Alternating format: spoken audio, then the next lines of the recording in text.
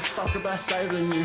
We could keep on playing you. You just keep complaining too. Game is unescapable unless you're with the gang or no. Messing with the penguin. We're messing with the penguin. Messing with the penguin. Messing with the penguin. Messing with the penguin. Messing with the penguin. Messing with the penguin. Fucking with the penguins. Yeah, with the penguins. I'm coming with a vengeance, trying to make you come to your senses. Forget the general consensus, just pay attention. The rules to hell is paid for good intentions. I'm clenching my back wrenching, representing only the most superior independent media. We got that real shit fucking encyclopedia. We're bringing an end to this mass hysteria. They wanna know why it's so serious, cause you must be delirious. If you're still believing stuff, get a grip and show some evidence for your bold claims. We don't play no games, we stay relentless, exposing hopes against with the IPS are making an entrance. Busting doors down, cause now's the time for interventions. Did I mention we're affecting so many men across the spectrum? We stand out from the crowd, we don't blend in. Steady gaining tremendous momentum. There's nothing close resembling. Check the emblem, it's a penguin, not a gremlin. Just letting you know you're on an infinite plane, it's never bending. We strike like temping, killing all fears and breaking the tension. Got another Hawks army, digging deep in the trenches. Come and join in, be adventurous. Quit being so sensitive, forget the censorship. We ain't telling fibs. Messing with the penguin. We're messing with the penguin. Messing with the penguin. Alright, good evening, good afternoon, good morning, wherever you are. 5/18/2024, Infinite Plane, Saturnday. We just completed a live premiere of last night's live conversation with Jurassic Liars, and we did a bit of a catch-up, which I wanted to do because 6/11 is coming. Ted Stryker says, overload of IPS. I was listening to the JL episode, but had to stop for the live show. Love it. Yeah, we were kind of blocked for about a week, but the content is still there. It just took a minute to catch up. We were dammed up here, but I have cracked the dam, and I think we just dropped about 6 hours of content, so you can catch up right now. You can binge on IPS. This is free Mind War inoculation, courtesy of Infinite Plane Radio. It's almost a public service, although the public doesn't want it. Joined by Kevin Mooring, Jennifer Reeves, Zin Vallis, 3 Up, 3 Down, Duas Ampera, Otto Hoaxer, Frank Murr, Diana South, awesome. Over there at D-Live. Okay, so we're on a few more channels, by the way. I expanded. We're also on Rumble. We're also on X, if you go to twitter.com/IPS Think Tank. Joined by X322. Thank you for joining. Now, if you'll notice on the screen, we have a new number. Skype has disappointed me for the last time, and it doesn't have a caller queue. It has a lot of issues, but you know, it's designed for conference calls, and what we're doing is a little different. What we do here is crowdsource intel, observations, perspectives, and in order to do so, we need to get more calls, and it's very tricky to get in. And even if you can get past the gremlins, it's also a matter of timing, because maybe somebody else is on the phone. So now we have this better system. You call the number on the screen, and I don't know if this number is going to be permanent, so I'm not going to recite it, but it's on the screen there. And what you can do is you'll be on hold at first, and you can listen. And then I can basically unmute each caller as we go. And I just experienced this for myself. I called Zach Hubbard's show, and I thought it's a perfect system because there were several people on hold. You can manage them. You can go back and forth between callers. But I've used it before, so we're back on it. It's just another upgrade enabled by all of you. And I guess if you want to call in, we'll test it out. As far as the subjects, the topics for tonight, yesterday we were talking about Elvis, Trump. That was a big part of it. I mentioned at the end about Boeing. So here's a post that I found in our Gilded server by Irrational Exuberance. Boeing keeps Calhoun despite it all. Boeing shareholders re-elected their outgoing CEO to its board and approved his compensation package. Anyone care to guess how many millions of dollars this guy is getting? Now, the reason why Boeing is in the news is because of its very public failures with its parts and machines and whistleblowers dying left and right. Another whistleblower just died. That's one of the reasons why I brought this up. And Boeing is part of this scheduled launch that NASA keeps delaying. Something about leaky helium. Don't know what it means exactly, but I'm kind of guessing there's some foreshadowing here, and Boeing being referenced in connection with that is very ominous. And yes, Diana South, you got it. He got a $33 million compensation package. Thank you. Multi C Zero Dagger, the IPS, appreciates the support. And this is what we're doing with the support, of course. In addition to punching Big Brother in the face through the court system, we have upgraded our phones. And there are more things to come. This is going to turn into a tabloid specifically for the auto hoaxer from the off-world stage perspective. Something outside the box entirely, something that's needed, and I have a distribution plan that is doable. I have a marketing plan that will guarantee that we scale up, which is the whole point here. This is ground zero. All right, Aries 1, thank you for joining. Looks like Osher has passed out 5 blue wrench lodge wrenches. So if you're in the chat, you may be receiving these memberships, which means if you go to the main IPS channel, that's Infinite Plane Society on YouTube, you'll have access to members only content, previews of interviews, documentaries, and of course the morning deprogram where I bring up what we're going to discuss later and I get your comments first. So Isabel N, Benton, CMGZ510, Flat Sabbath, and Toe Cutter are all now armed with blue wrenches. Abuse the power responsibly, please. I cannot take credit or responsibility for anything you do with it. SpaceX rockets keep tearing blood red atmospheric holes in the sky. Yeah, the sky above Arizona is bleeding because of the Falcon 9 rockets with the Starlink satellites. It says here, ripped a hole open above Arizona that made the sky bleed. These are ionospheric holes. Now, why would they make this connection? Why would they suggest that Elon's rockets are making the sky bleed? Now, it has a few connotations. The main one for me, though, is Musk is the leading polluter of cyberspace and outer space, mind space, all of it. And he's an example of why we can't have capitalism. We can't have people with money getting more money and buying power, buying influence, dominating large industries. And Musk is, I believe, a totally fake, fabricated, scripted character. He's an actor, as we've described. And we often talk about his connection to Constantine, Iron Man, Jack Parsons, Willy Wonka. But there's another element we have to also bring up, I kind of forget sometimes, which is his Henry Ford aspect. And this has been commented on. You know, the T model, I think, does correlate pretty well to the Tesla. And just as Henry Ford is known for the publication, was it the Dearborn newsletter or something, with his, quote, anti-Semitic screeds, is pretty much X and Elon Musk getting into publishing for the same reason. I think these are deliberate connections that are made, like he is this era's Henry Ford, like him or not.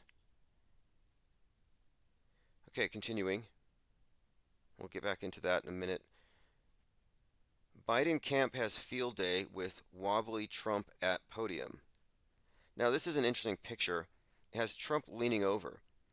And Synchro Morpheus said, it looks like he was shot at the podium that bears a seal with the names Lincoln and Reagan on it, 2 presidents who were shot. It also shows silhouettes of their heads. The red part of the flag behind his head looks like a blood splatter. That it does. It really does. And one of the main purposes of the conversation last night was to describe how the next 9/11 is going to involve this JFK situation that they're bringing about with Trump. The foreshadowing is just off the charts. We were discussing all this foreshadowing for this thing that's scheduled, like it or not. Look, they write our history in advance. Everything is scripted. Now, there's a difference between saying it's all scripted and it's all fake. If you go into it's all fake, nothing's real, you're veering into nihilism. I would say the better position to be, the reasonable place, is objectivism. Go towards objectivism, reject nihilism. Everything is not fake. The model is inaccurate, but the thing that it imitates is real. Reality exists, like it or not. We get people realizing, okay, the shadows on the wall are fake, nothing exists. Well, no, you got to step out of the cave and then you figure it out. There is no alt media that's out of the box. I mean, it's even silly that people even debate, is so and so controlled opposition. It's like it doesn't even matter because you're taking a controlled opposition position, even if that's not your intent. If you are upholding certain presuppositions, if you're still standing upon their edifice of lies. Okay, I want to breeze through my notes here. This thing with Trump is obviously brewing. And 6/11, though, the next big thing to watch if we're going to watch dates. If you're disappointed by the eclipse, 6/11 is a day to watch. And speaking of the eclipse, that was 4/8, which is a reverse of 8/4, the date targeted for this event with Trump. And right before this eclipse, you had the 4.8 like MAGA, magnitude earthquake, ground zero at Trump's golf course. Very curious bits of foreshadowing. So, whatever you think about it, you can't dismiss it as nothing. It's very similar to every other PSYOP we've seen, where every step of the way, it's building the narrative, repeating the story. Even as we discussed last night, on these dates, you have very significant things occurring that seem to reinforce it. Yes, Smarty Pants, that's the new phone system if you look on the screen. And I'm now using a different system that allows us to have a caller queue.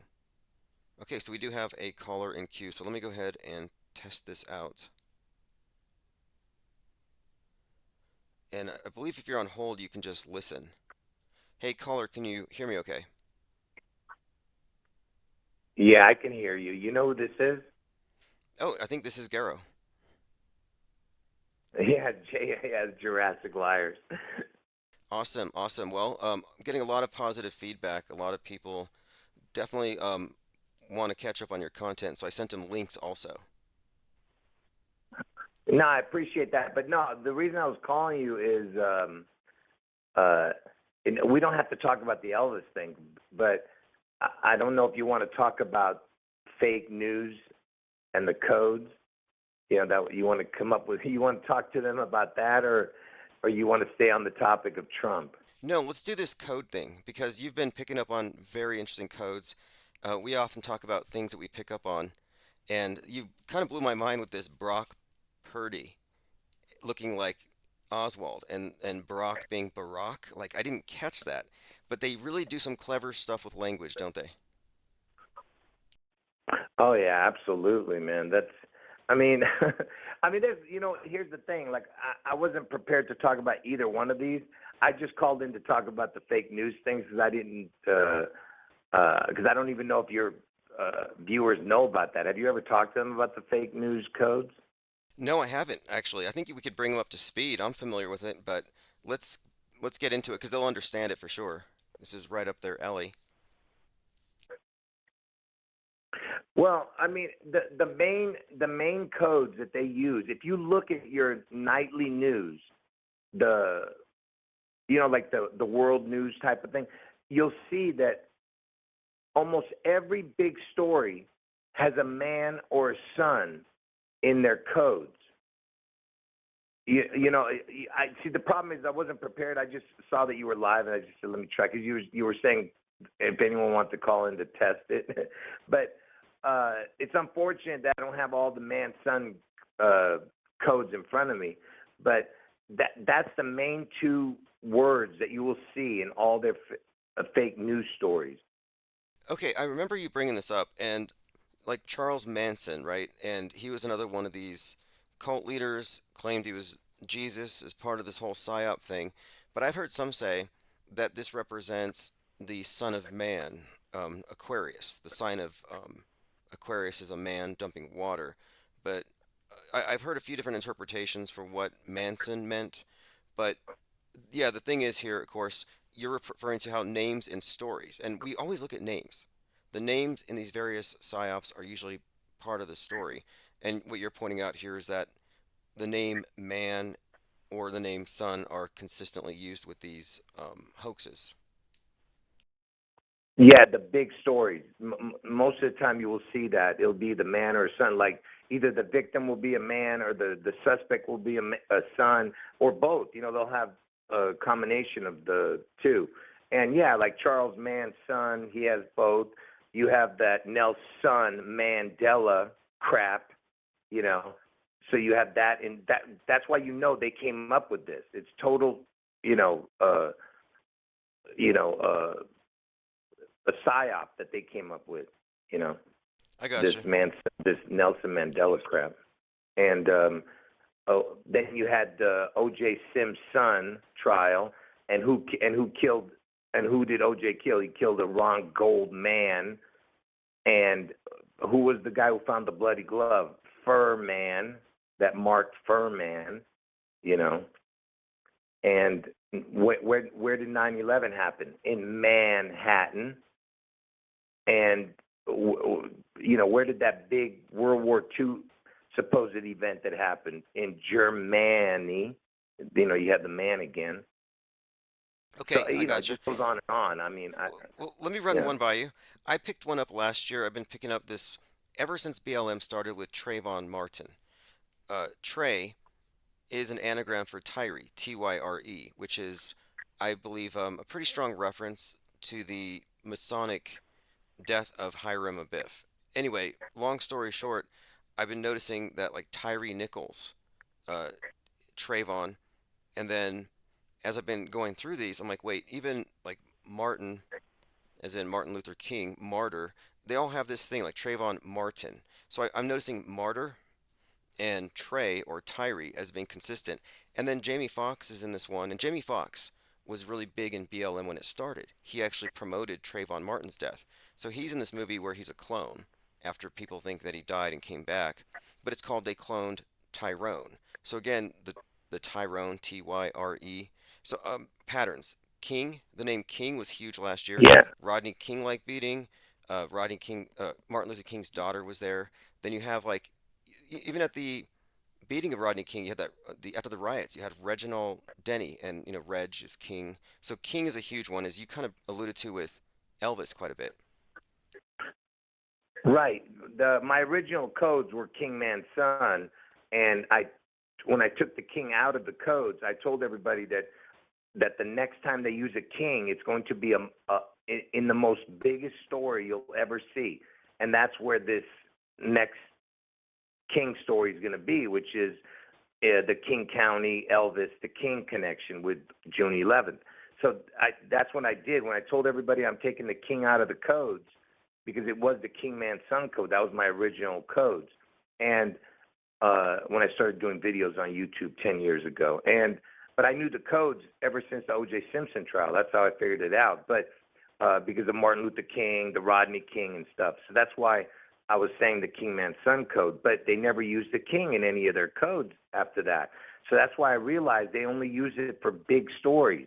And that's why the next time you see the king involved, that will be it. But to get up back to your Trayvon Martin connection. First of all, he's got the TM. T is the 20th letter, M is the 13th letter, makes 33, which is their code that they use, obviously. But before I get into that, the reason they use the 33 is, I told you, everything they do is a mockery of God. The King Man Son code is the mockery of God, because Jesus is the King of Kings. He is the Son of Man. That's what he was called, the Son of Man. And so those three things are connected to God, and they love to mock God. Jesus was supposedly 33 when he was crucified, and he rose from the dead at 33. So that's why they use the 33 as the number of ascension in Freemasonry. So Okay. that's every time you see the suspect, yeah. Well, that was Go this. I ahead. said this last night. When Rodney King was beaten, one, they said it was 1 minute 19 seconds, but two, they said he was hit with the baton 33 times. So you have this again, King 33, always connecting it. And yeah, and I've always seen King 33 and Phoenix are correlated. And Phoenix is another symbol that was And once referencing Christ. right, right, and that Rodney King thing, it was at 12. It was at 12:30, I think, on 12:3, which is that's 3:3 again, because 1 plus 2 is 3. So it was loaded with 33s. That Rodney King thing. I'm sorry, it happened on 3/3, the date Yeah, that's right. That's right. at at yeah, yeah, at 12:30 or something like that, but at night. But it was on 3/3. So that's another 33 code. But the TM connection, the 33, T and M equals 33. The That's the Tupelo, Mississippi, Memphis, Tennessee connection. Because Elvis was born in Tupelo, Mississippi, and from TM he went to Memphis, Tennessee, which is the MT, because his tomb is empty, and Elvis lives. You understand? Because that's his anagram. Elvis lives. Long live the king, type of thing. Yes, yes. And that's another repeated theme. Anyway. The 33, King, Phoenix, these are all about the dying, resurrecting. And then you made another connection between just the words here, made me think of it, resurrection and insurrection. And you cannot separate Trump from insurrection, which is kind of his main thing right now. And now he's preparing for his second coming Right. and the second coming election, which I think now is really the time to watch what happens with everything you've been talking about as we get close to this, because it's out there in predictive programming. Anybody can see it, and even some mainstream articles have accidentally referenced things like Laura Loomer's pointing out how in the Atlantic it has a $47 and a gun, a bullet hole, and like it references Trump. So you have these repeated themes out there. It's on the public psyche right now. But to get back to what you were just saying about Trayvon Martin, 33 TM, I didn't catch that Yeah. one. That And, one's and yeah. yeah, and who was the killer of Trayvon Martin? It was who was the Oh, killer of him? George I Zimmerman. forget. George Zimmerman. George Zimmerman. Zimmerman. See Okay. what I mean? Yeah, yeah. It's got the man in it, Zimmerman, right? And what is his initials? George Zimmerman, GZ. G is 7, Z is 26, makes 33. Okay, got that. And that one event was hyped up by Jamie Foxx, and this gets into a whole other area, but this is like a martyr cult. And someone points out that Mar, of course, Mars, and then Tyre or Tyr or Trey, that's Tyr is Mars in the North myth. But anyway, this is a reoccurring code. So when I see King, I think it was like last year there was some race-based fight, and the guy who hit somebody with a chair, his name was Reggie. So you see this King is a King or Reginald Denny. I see that a lot, but let's continue Mhm. on with these codes because these are intriguing to me. Numbers are always standing out to me. The 42 is almost always associated with these race war psyops. The number 42 seems to be like a code for that. Have you observed that one? Well, see, that's the thing. I don't really look at the only number I really look at when it comes to like fake news. I only pay attention to the 33 code because that is their main code that they use in their fake news. But I look at more of the words that they use. Uh, so you can get back to the 42, but I'm trying to not forget what I'm trying to say here. But when it comes to the word codes, this is what you're looking for in these fake stories. Besides the man and son, you're also looking for the same initials code. Anytime you see the same initials, that's another code. It can be either in the name of the place or in the name of the victim, the name of the suspect. You know, so the same initials code is another one. Then you have the sexual innuendo code. You know, they'll put a dick, a cock. You know, anything to do with some kind of sexual innuendo in these stories, and especially in kid stories. Oh man, it's just unreal. Because I'll give you an example. You know that famous shooting that happened on December 14th, George Washington's death date in 2012. You Yes. know what I'm talking about? That famous school shooting. Oh yeah, yeah, that's one of our favorites. Go I, on. I don't want to say it, but yeah, I don't want. Yeah, the initials SH. I don't want to say it. Do you know what street that shooting happened on? No, what street did it happen on? Dick in Sun.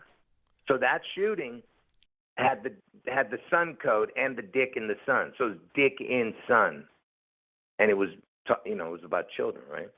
And That's insane. you'll Now, notice that look, I mean, you're onto it though, because whatever people want to say, um, the symbolism has it's loaded with innuendo. One of the worst places, if you want to look for that kind of thing, is NASA and all their dirty space jokes. Or SpaceX is truly space sex.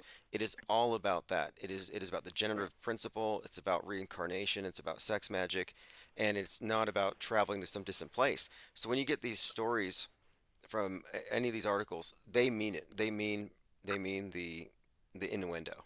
It's intentional. oh yeah, so and I'll give you another example. Like they'll have the stupidest stories about kids who are like future artists. They'll call them um uh oh man, what is it called? Uh the the miniature, the baby Picasso, or the baby Picasso painter. They love the PP, right? So Picasso painter, they'll use the PP, and they'll keep using the P in every single one of their stories, man. And Pablo Picasso is the initials for Picasso, PP, because the PP is the dick reference. And this is what they do. They use it in every one of these stories, man. Like that's the same thing with Planned Parenthood. Planned Parenthood is the PP, you know, and they just like I said, it's rampant the PP connection with these dudes because they're a bunch of pigeon pecking perverts, you know. Okay, well that's a fantastic Yeah, alliteration. yeah, yeah. And and That's what they do. and look, we know. Look, they use JC a lot. I see JC in movies, actors, directors, Jim Carrey, James Cameron, where yeah, they're deliberately inferring Jesus Christ. There's no doubt about it. There's this overlay of symbolism on everything. And what you're pointing out here doesn't shock or surprise me at all. The people that run this place are speaking to us on multiple levels, I'll say. Yeah, and JC is definitely they use the JC a lot to mock Jesus Christ and um what's the like John Carpenter, and that's what Elvis used to go as in when he was going incognito. Elvis would use the name John Carpenter, and that was before John Carpenter became famous. No one knew who John Carpenter was when Elvis was using his name. Ooh, that's And interesting. That and is and you know, interesting because John Carpenter, and They Live, yeah. yeah, yeah, and they live right. And but wait, what about what is John Carpenter known for? Like what kind of movies? His genre? John Carpenter is with They Live, and then the other one, I guess you'd call it horror, but it's also like unveiling Right. stuff. But yeah, Right, horror movies, right? More of a horror type of thing.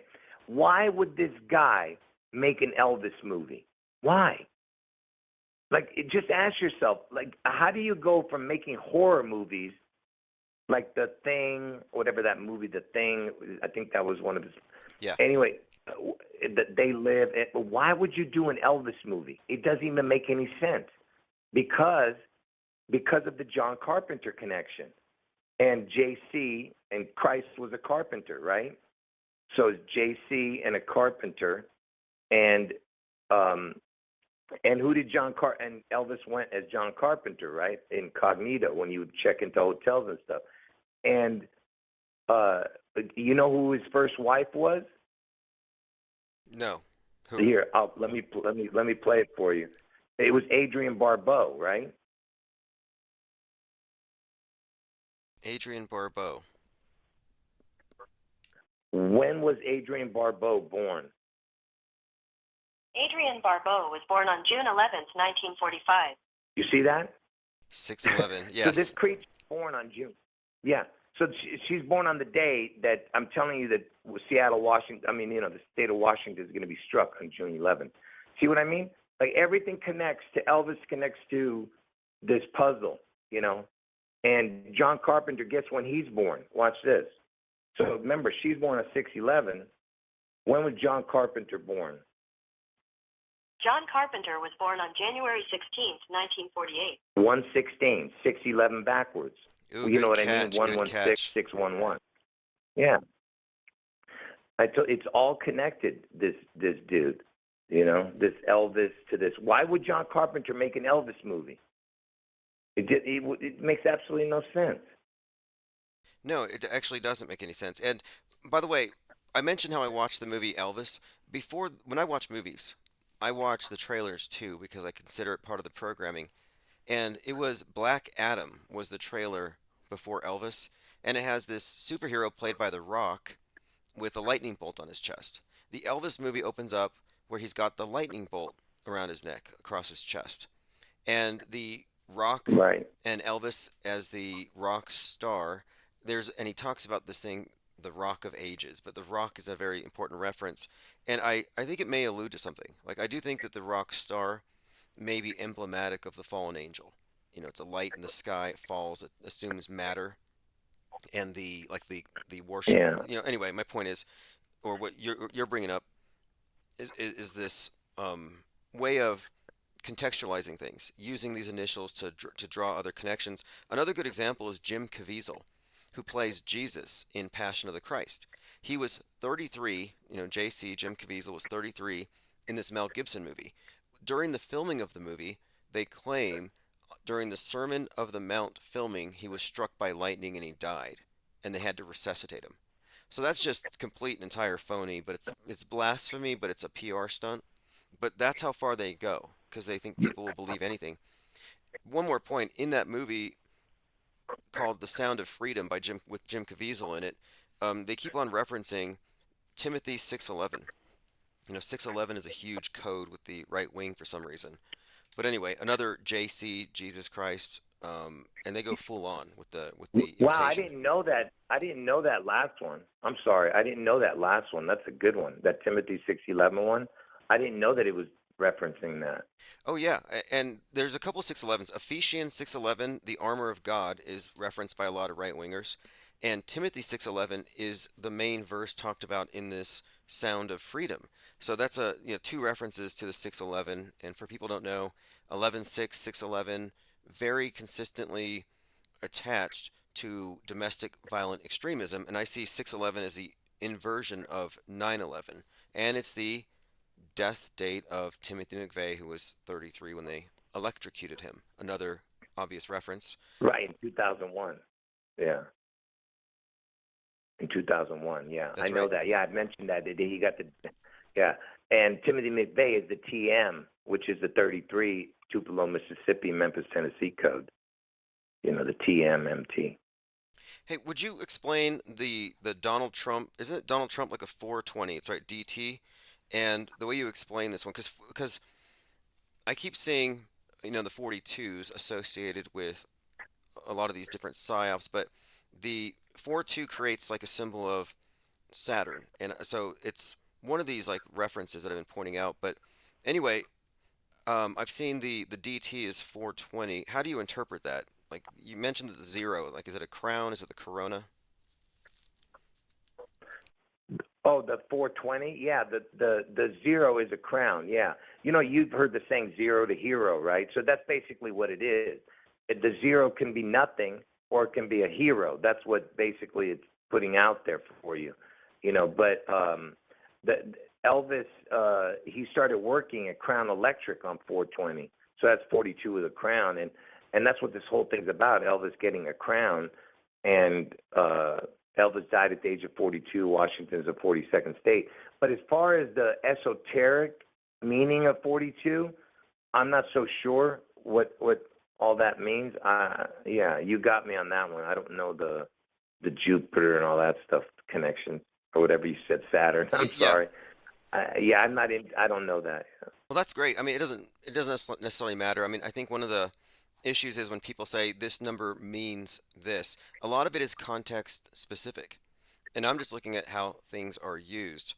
And when I see these patterns, they just really stand out. And I've seen this 42 associated with Saturn, the destroyer, Apollyon, this whatever it is that takes down the West. I think it's a reference to the nuke. So interestingly, of course, Donald Trump has always been attached to this narrative, and I think it's going to be blamed on whatever happens. He's inextricably tied to it all. I mean, he's got to be one of the most scripted characters on the world stage. He's everywhere. Going back before he was even known to anybody, he's showing up in predictive programming. He's like etched into our collective psyche for a reason, and I think you're onto something with that. No, you're absolutely right. He's definitely been in the script for way before he was even anyone even knew who he was. But before I forget, yeah, I'd mentioned all the Jim Caviezel the Weasel stuff that when he was 33 and that was total BS about him getting struck by lightning. It's complete mockery of God. See, that's why I tell people just because somebody says they believe in God doesn't mean that they actually believe because in the Bible, it says that many are called, but few are chosen. So that's what I'm saying. There's only a few that are actually going to make it to heaven because most people are just they say they believe, but they don't believe. So that's why I tell people it's actually better for you to be when Jesus said he's going to spit out all the lukewarm people. So it's either he'd rather you be cold and be a devil than to be warm in the middle, like having one foot in hell, one foot, in heaven. So that's why I tell you guys, you have to be super passionate for Christ, and I know you don't believe, but I'm hoping that one day you do, and that's why I'm trying not to get into the religious aspect with you because I want you to do that on your own because I know you don't really want to talk about that. But Well, I agree with this, though. like I This said, I is a hope and fact. pray. It is a fact that we live in a world of lies. It's not an exaggeration.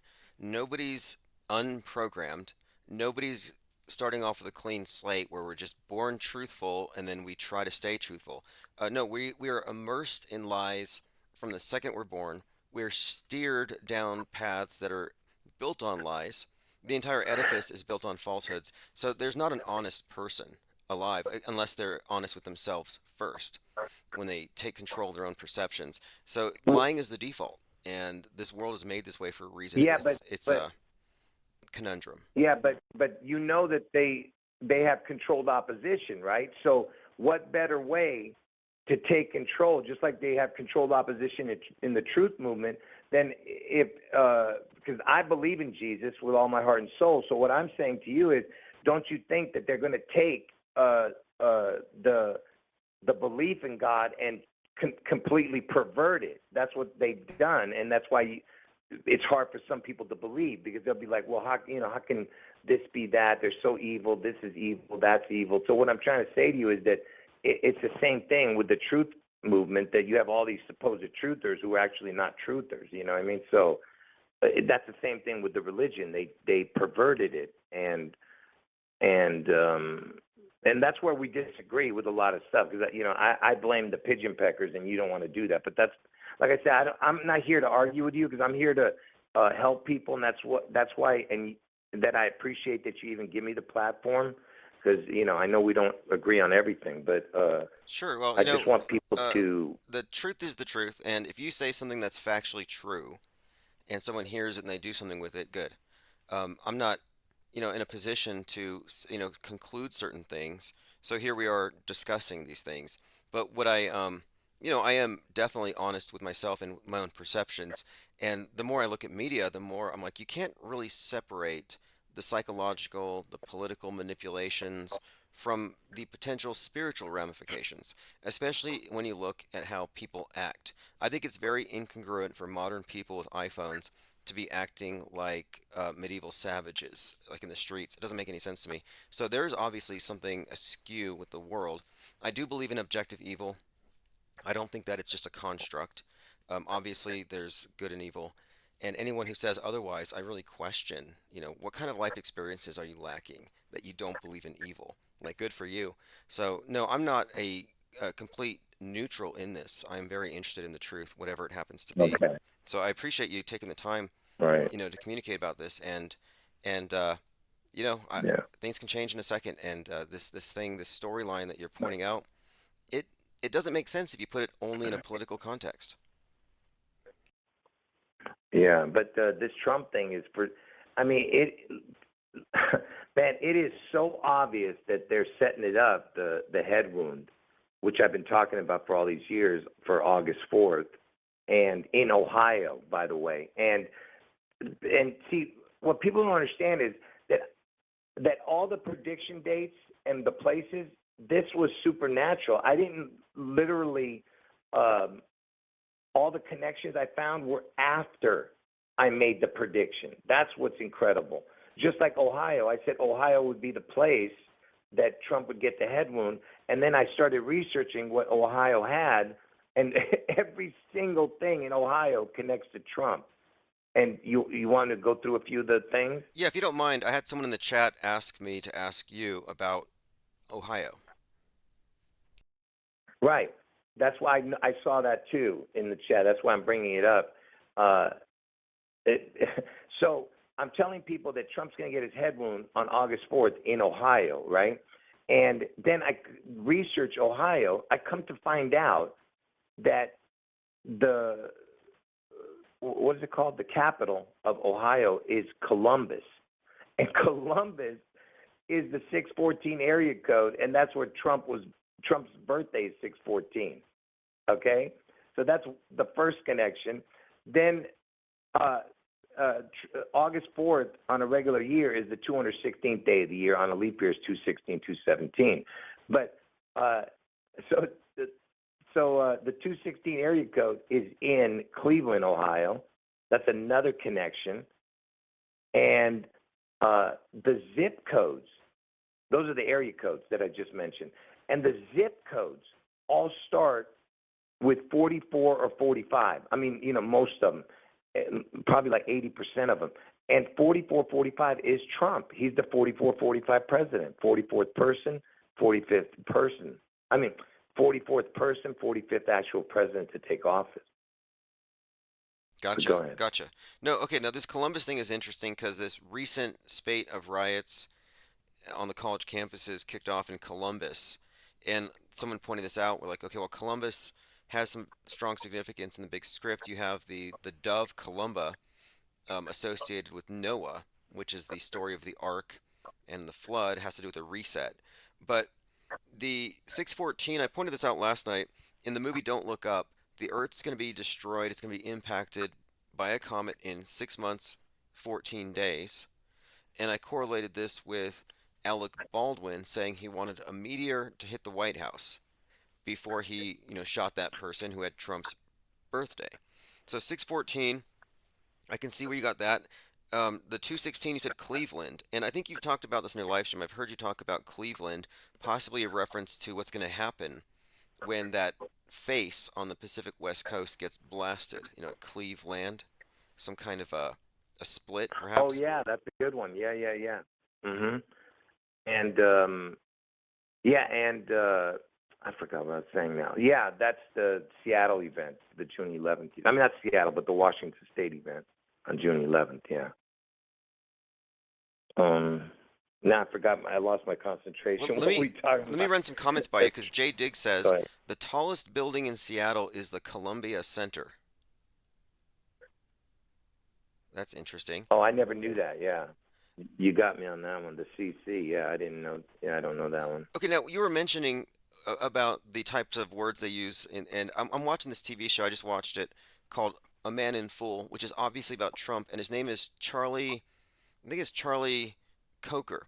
But if you look at the way it's spelled, it's obviously a reference to, and then he's always posing in front of a building, like a very phallic symbol behind him.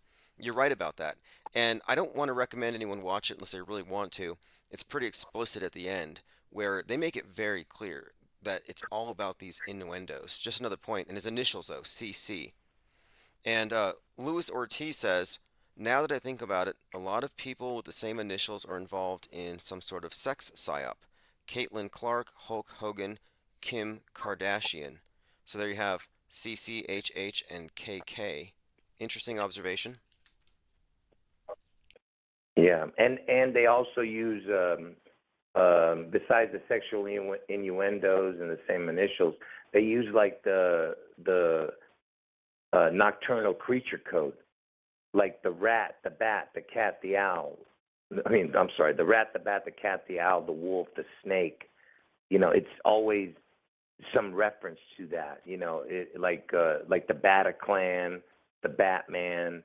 Um, there was a few other ones I can't remember. You know, every time I've seen them in the news, I would mention it, but now I can't remember them all. No, this is good, actually. Like the Bataclan thing has some fascinating connections because there was a fireman at the Bataclan who supposedly saved the crown of thorns from Notre Dame from the spire as it burned. So you have the Bataclan connection in that sense. And then recently in Copenhagen, you had the stock exchange's tower burn, and in the shot where the news is recording this thing burning, you see an advertisement for DC Comics and you have the Batman logo there. Very common theme.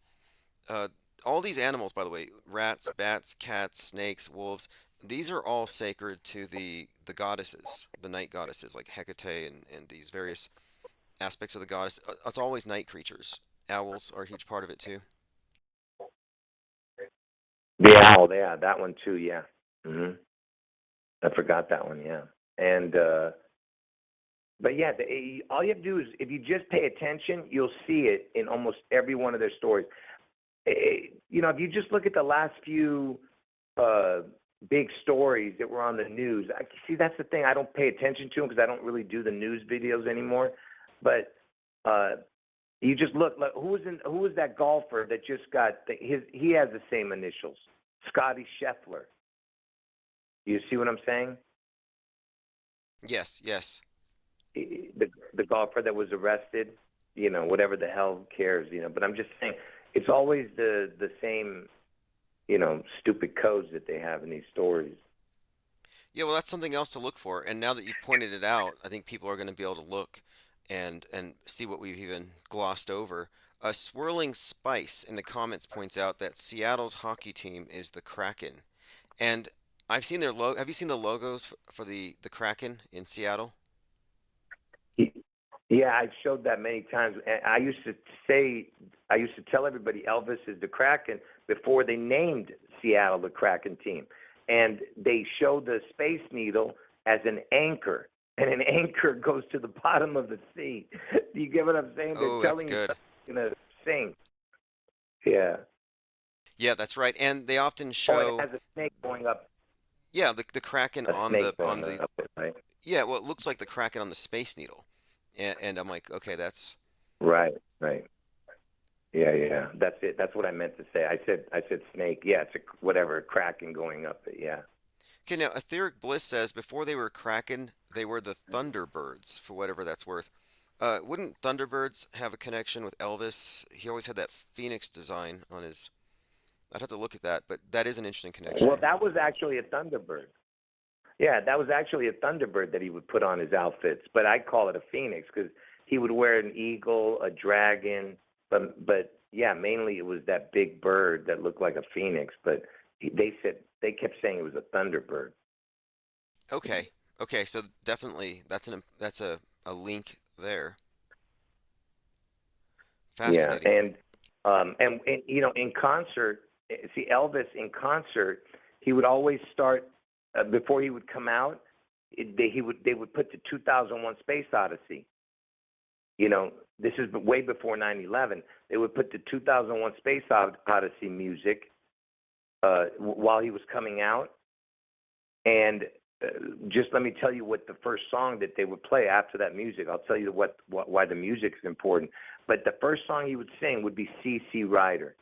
First of all, the CC, the letters are 3/3, but C can be the water because he's the B side of the sea, or it can be vision, like the you see something. But it's just funny that he would start all his stupid concerts with the CC Rider song, But before he would do his song, he would come out with his music, the 2001 Space Odyssey, and the guy who wrote the music to the 2001 Space Odyssey, listen to this.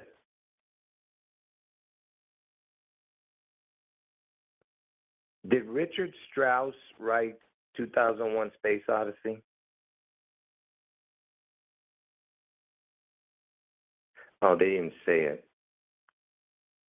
Who wrote the 2001 theme to the Space Odyssey? Can't even talk. You stupid Google piece of crap. Okay, but let's get this. Strauss. Go ahead. Anyway, forget it. Yes, get there. I'm sorry. Well, no, I this just is wanted you good. to hear them say his name is Richard Strauss. Richard Strauss, and it's Yeah. the song. Anyway, the guy's name is Richard Strauss. Also, or it's Thus Spoke Zarathustra.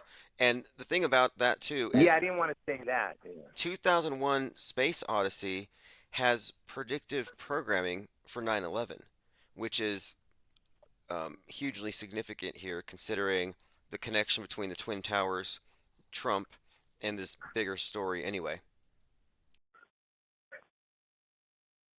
Yeah, and the reason I was bringing that up, there was a reason why I was bringing that up, is Richard Strauss.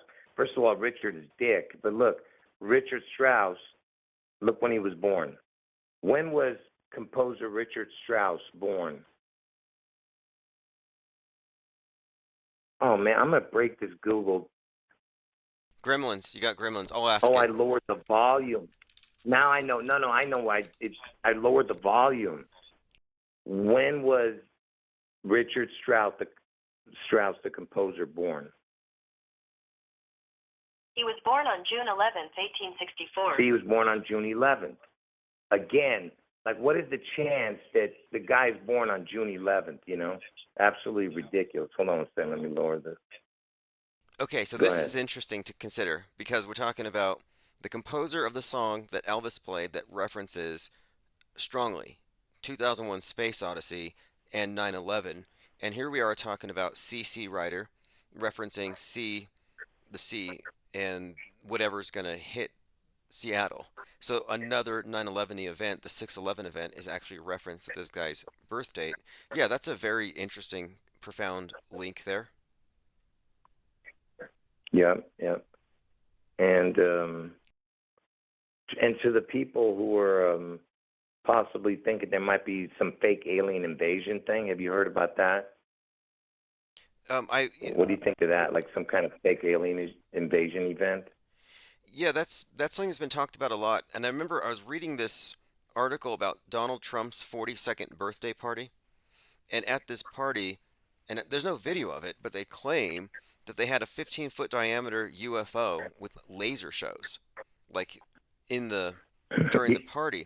And I'm like, that's weird. 42 associated with Yeah, the yeah. UFO and all I that. read that. Yeah, I read that also. Yeah, I mentioned that. Yeah, it's ridiculous.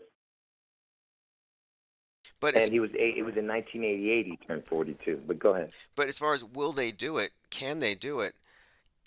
That's an interesting question because I'd like to think that there are enough people who are aware of it that it wouldn't work. But I think that the way the world is, we're far outnumbered by far more triggerable and vocal people who are just utterly programmed. So it's fakeable, and they certainly could. I don't know if that's in the. I'm not sure how they would pull it off without cutting off a lot of our connection as far as our ability to debunk it. But I don't know. I'm not really quite sure. I mean, what do you think? Do you think that maybe there is going to be a staged one, or do you think there is something to it beyond just being fake? Well, if you've noticed a lot of the movies and references to Elvis, they see him as some kind of super being, like from out of this world. Every time they kind of mention him, they mention him in a weird alien way. Even the X-Files had him as an alien. The alien comes down dressed as Elvis, and there was a few other Elvis UFO references. But what's interesting about the Elvis connection to the, whatever, the alien crap, is that there was this wow signal that happened, right before he died. there was a transmission from space, supposedly, that a radio telescope, and guess where this radio telescope that picked it up? It was in Ohio Radio Telescope, it was called. So you have the Ohio reference again, and this was a couple hours before he died. It was on August 15th at around between 10 and 11 p.m., and Elvis died sometime August 16th in the morning. But it's just weird that they had this transmission from space. They call it the WOW signal. The wow signal. Okay, now that's interesting in itself for a few reasons. Uh, wow and the symbolism behind that word. But I want to point this out too. You mentioned 1977. There was this David Bowie song from 1972 called Starman, and it prophesied that in 5 years, the man, Starman, would save us.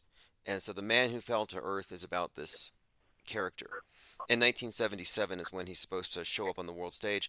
And what ties in here is that David Bowie, of course, has Elvis's birthday. And this prophecy of the Starman, I think, even references the man they put in the Tesla Roadster and sent into fake space. So it's like the Starman is the rock Starman, and the man who fell to Earth, of course, is a reference not just to Bowie or this savior from space, but it's Mr. Satan. Starman is an anagram for Mr. Satan, and El, of course, Elohim, El, Saturn. It has all these connotations of the lights from the sky coming down to the earth.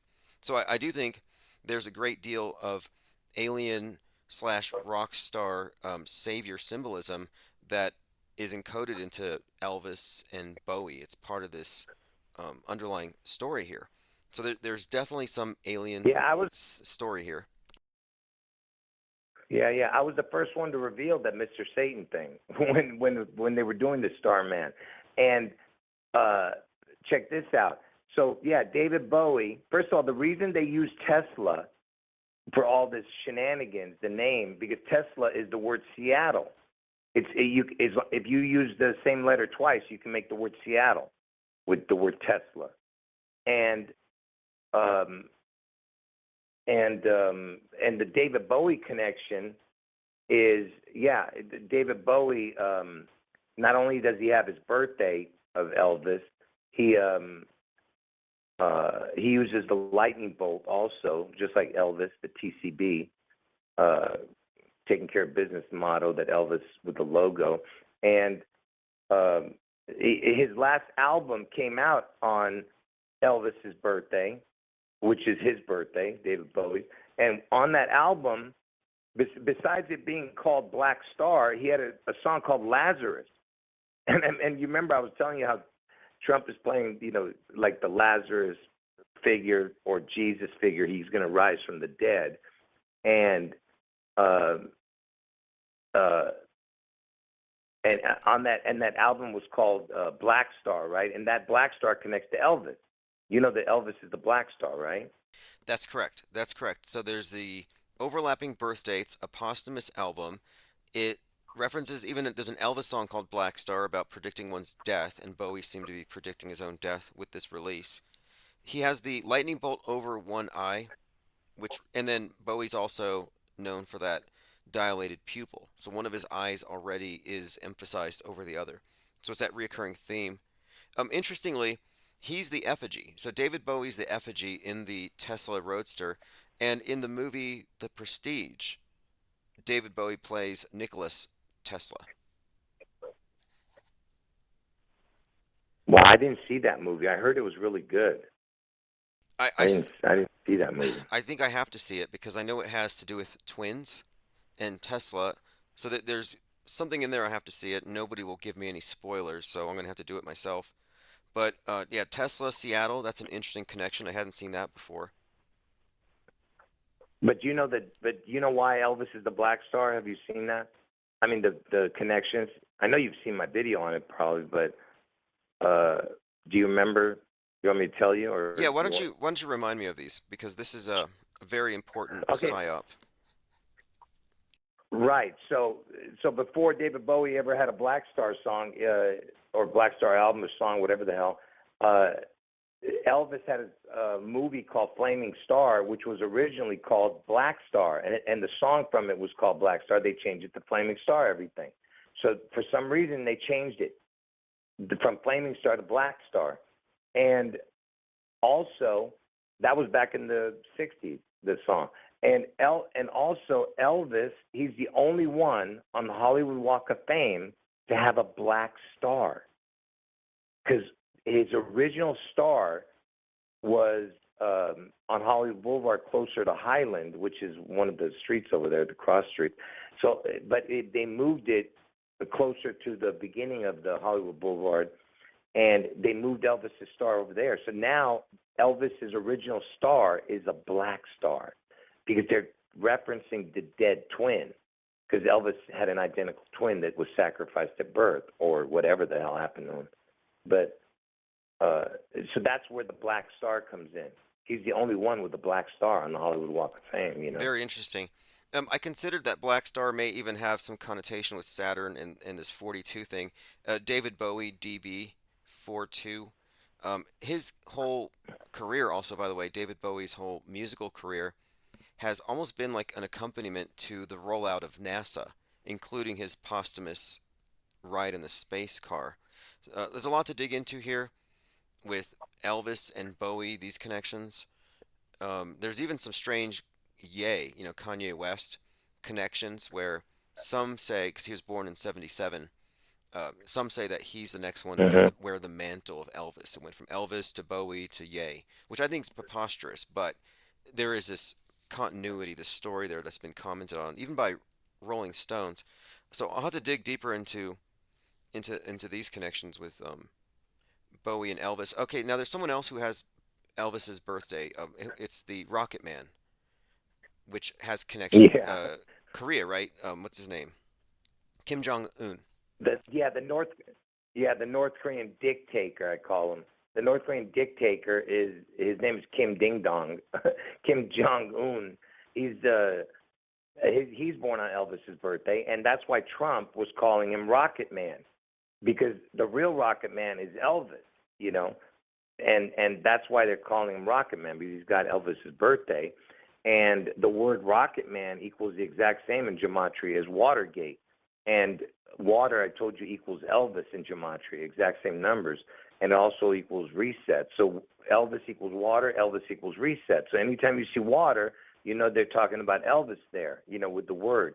But so Watergate, gate is a portal. So Elvis, the only president he visited was Nixon, and he gave Nixon a Colt 45. And I told you the 45 is in connection to Trump, and this whole thing is, you know, connected to that. So you have that reference too. And Nixon was involved in Watergate, which also he was involved in a scandal, the Watergate scandal. And you know, I told you everything is about, with these perverts, they use the dick references. His name is Dick Nixon. They were calling him Tricky Dicky. And who was the person involved in the Watergate? His name was Deep Throat. See what I mean? How they play the games, Deep Throat and Dick. Yeah, pretty bad, pretty terrible stuff there. I'm looking at the picture of Elvis with Richard Nixon, and there's a 45, which is a reference to Trump, the whole 45 thing. And I always thought that when Trump started putting the 45 on his hat, on the side of his head, I always thought, okay, that's just preparing us. That's making a correlation, the 45 on the side of his head. And now it's 4547, which is a 911.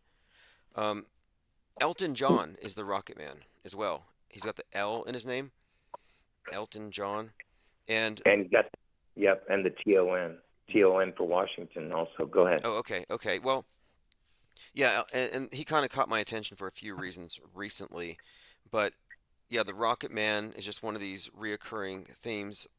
And in the Elvis movie, he talked about riding a rocket to the Rock of Ages. He makes these references in the movie that don't make any sense, but I think they're just throwing out these memes repeatedly. But to continue here, the Colt 45 gift to the president, that's absurd. How can you just walk into the White House with a Colt 45 to get a narcotics badge or whatever he got for it? Yeah. Yeah, and man, now I can't remember what we were talking about. My brain went blank. Go ahead, man. Go ahead. I just Okay, went blank because I saw something on the TV. It distracted me. Go ahead. okay. Well, we've been talking about I guess we got into the alien conversation here, and Elvis and aliens. Let's see. There's something else here. Well, okay. The Space Needle. One quick thing about the Space Needle is, it is a UFO on top. It's consciously, deliberately designed to be a UFO, which happens to add to 42 if you do the letters, but it's meant to be a UFO, and space is the new concept of heaven. So it basically represents ascension, just like an obelisk would. Just pointing it out that it's deliberately in association with the alien. So if you want to, draw that conclusion, well, Elvis is even there connected. And even in Men in Black, I have to find it, but there's some connection to Elvis as well. They reference Elvis. I have to find that about him being alive, I think. Yeah, and yeah, they say Elvis is still alive. He's just something. I can't remember what they say. Yeah, I've seen that, and also there's a reference to a Space Needle-like structure falling in front of them too Yeah, in in that Corona Field. movie. It's Corona Uh, Field. Oh, Corona Park. It's Corona oh, Park okay. Yeah, I didn't know where that. what happens. Yeah, that's the whole thing. Is that Yeah. Men in Black is centered around this Corona Park with this Space Needle thing. Roswell, the first UFO sighting, the first thing crashes in Corona Field. So there's been this ongoing connection, of course, between that term and aliens, interestingly. What do you think about Trump saying that he looks like Elvis, which is something he's famous for saying? Oh, before I talk about that, in the movie Zombieland, they mentioned the 45 that Elvis gave Nixon. That whole movie, parts 1 and 2, is all about Elvis. Every single thing. It's got the twin connection. It's got everything in that movie. I've shown it. It's all about. I can't even. I don't even want to get into it. But they took down my video on that. Stupid idiots. But I'm gonna have to rehash that one too. But somewhere down in one of my live streams, I did a short version of it. But anyway, so in the movie Zombieland 1 and 2. Now you were asking me about Trump. I'm sorry. What did you say? Okay, good. I'm gonna watch Zombieland 1 and 2 with this in mind because I didn't catch it the first time I saw it, and I didn't know there's part two. Cubstar says Bubba Hotep's a good movie. It's got Elvis and JFK versus an Egyptian mummy. Yeah, Um, I've seen that one. Yep, he's right. Yep, I've seen that. Now, what I had brought up just a moment ago, And is Elvis. I'm sorry, Trump goes out in public and he says he looks like Elvis. He gets an award on behalf of Elvis, and he says that people used to say he looks like Elvis. What do you think about Trump drawing attention to this? yeah, well, because that's exactly what's going to happen when when this mark comes out. Like I said, what is the mark going to be? Is it going to be the image of Elvis, or is it going to be the number of his name or his name? It's one of those three or all three. I don't know exactly what this mark is going to be, but whatever mark it is, it's in reference to Trump anyway, because Trump has that same silhouette or side profile as Elvis, and that's why you had that idiot doing did you see how he was going past the with the eclipse? He put himself in front of the eclipse, Oh, that's right. his head. Yeah, when I saw that, Yeah, actually, I yeah. thought of you when I saw that. If people don't know, Trump shares this video that has the people looking up at the eclipse, and it's Trump's head going in front of the sun. And it looks like a joke, it's a funny meme, but if you just look at it objectively, from the symbolic point of view and the timing, it has some significant implications, like sun god, sun king, about to be killed and resurrected. It's all there. It's all encoded into these Yeah, jokes. yeah. That's exactly what it was. It was a resurrection. That's what he was. That's what basically they were showing you there. And and by the way, Elvis died in '77, so you would think that some other president would have already given the Presidential Medal of Freedom Award that the presidents give. Uh, you would think another president would have already given it to Elvis by then. But what they did was they waited all the way till Trump. So Trump was the one who gave Elvis the Presidential Medal of Freedom Award. uh, in 2018, I think it was, uh, and posthumously, obviously, because Elvis is not there. But so he was the first one to, and while he was playing it, I mean, while he was, they were giving him the award to Elvis. Trump was. They played the song that had the words Lord in it and God, and Trump was like holding his tie and like playing around with it as if the song was talking about him, But he said, Trump says about Elvis, he says the king, the true king. That's what he said about Elvis. Because when he said Elvis, he said the king, and then he said the true king. Yeah, I And recall that. I and recall. also, I was yeah, like, why? Yeah, like you said, why would you wait decades after to give him this award? And it just seemed like Trump was a little smug when the award was being received, and it wasn't for him. His mannerisms, I thought, were a little smug. yep, exactly.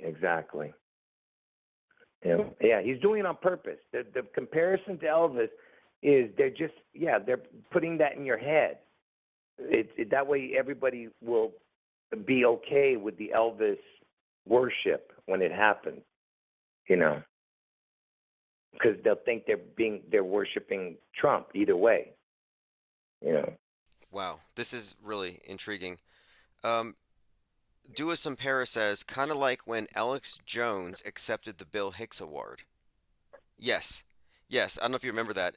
Alex Jones accepted an award on behalf of Bill Hicks, which makes zero sense. I mean, they had the same producer, but yeah, that was kind of similar to this, I think. Wow, that's a good one because technically they're not the same person, but they're compared that people say that they're the same people, Yeah, there's you this know. weird twinning thing, and whatever people think about Alex and Hicks, who has spread that more than him? It's like this intentional, um, it's an Yeah. intent, whatever it is. Okay, let's see what else. I think we've covered a lot of ground. There was something I mentioned yesterday. We were talking about Levi's, and you had mentioned the Triple Crown and how the Triple Crown symbol has a lot to do with Elvis. And I remember you had brought this up, so I want to put it up on the screen because I wanted to ask you about it last night. The Levi's logo looks like an inverted crown with 3 points, and then of course it has an anagram for Elvis. There it is. I just put that on the Yes. screen. Yeah, that's what I said in my videos, that the Levi's logo is an upside down crown.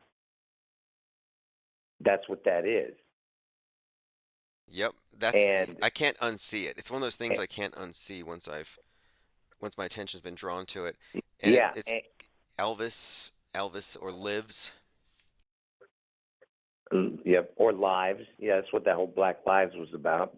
You know, they wanted to get the name Elvis all across the earth, and so yeah, you have the Elvis logo, the Levi's. Everybody wears Elvis. It's like already everyone having the mark because everybody wore Levi's at one time. You know, Yeah, if we look at this and in terms of Levi's is like yeah, like you said, everyone's wearing it. If we're like this is memes, meme warfare, proliferating the image, and long before the internet, everybody has this on them. And does it matter? Well, apparently symbols, numbers, and these occult references do matter to the powers that be that are disseminating them. So yeah, I think it's kind of interesting, of course, that how common, how widespread this is. Levi Strauss. there's that Strauss again because the other guy was Richard Strauss, the guy who wrote the theme to the 2001. Um, yeah, Levi's also the Levi's logo. You'll notice that there's an R at the very top. It's like a registered trademark thing with a circle. It's an R with a circle Oh on yes. the very right of the Levi's logo. Yeah, that R is the 18th letter. That's when Elvis was born, 1/8. And you have a circle, which is a crown, which is the 15th letter, makes 33. So you have 18, which is the R, then the O around it, and that's 15. The O is 15th letter, it makes 33, 18 and 15. And that's basically what you're seeing. You're seeing Elvis, his birthday, and the crown. Wow. And I told you the words Elvis birthday. If you just wrote those words, Elvis birthday, it equals the exact same as the words the Antichrist. Every number is the same. Forward, reduce, backward. Elvis birthday is the Antichrist. Now, let me add on a couple of things here because it ties into what you've been talking about. So Levi, the guy who designed the Baphomet, was this occultist named Eliphas Levi. That name Levi has stood out to me. Well, the Church of Satan is situated on the West Coast, and they pray to Leviathan. And Leviathan is the serpent of the abyss, the beast of the sea. And interestingly, the founder's name of the Church of Satan, they changed it to Anton LaVey, and it's spelled Leviathan around the star in Hebrew characters, but it's kind of an anagram for Anton LaVey, Leviathan. So this Leviathan is Oh, encoded. that's a good one. I didn't even know that. Yeah, so I'm That's a looking. good one. I'm I like, didn't wait, know that one. Levi, the whole water thing, the beast from the sea, the worship of the serpent. It's all kind of encoded into this thing. Yeah, I knew about the Levi, and I'm saying I didn't know that it was a play on words with the Leviathan on that. But yeah, I know about the Leviathan being the beast out of the sea. And Levi, just the word Levi itself, it's missing the S, right?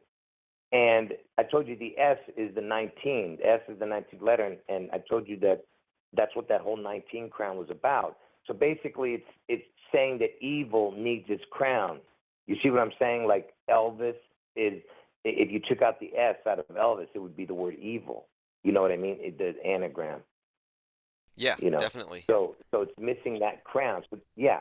So that's what he went. He got his 19 crown, but he needs he needs another crown to go above what he was originally, Lucifer in heaven. Because when Lucifer got thrown out, he became Satan. He lost his 19 crown. That's what I said. So now he's got the 19 crown, but he needs another crown. He needs that's what I'm saying. He needs his, and that's what Trump and Obama's there for. That's his. See, Elvis's crown is Trump. Trump's crown is Obama. Okay, and the 19 crown is Elvis also. So it's like three crowns basically, yeah.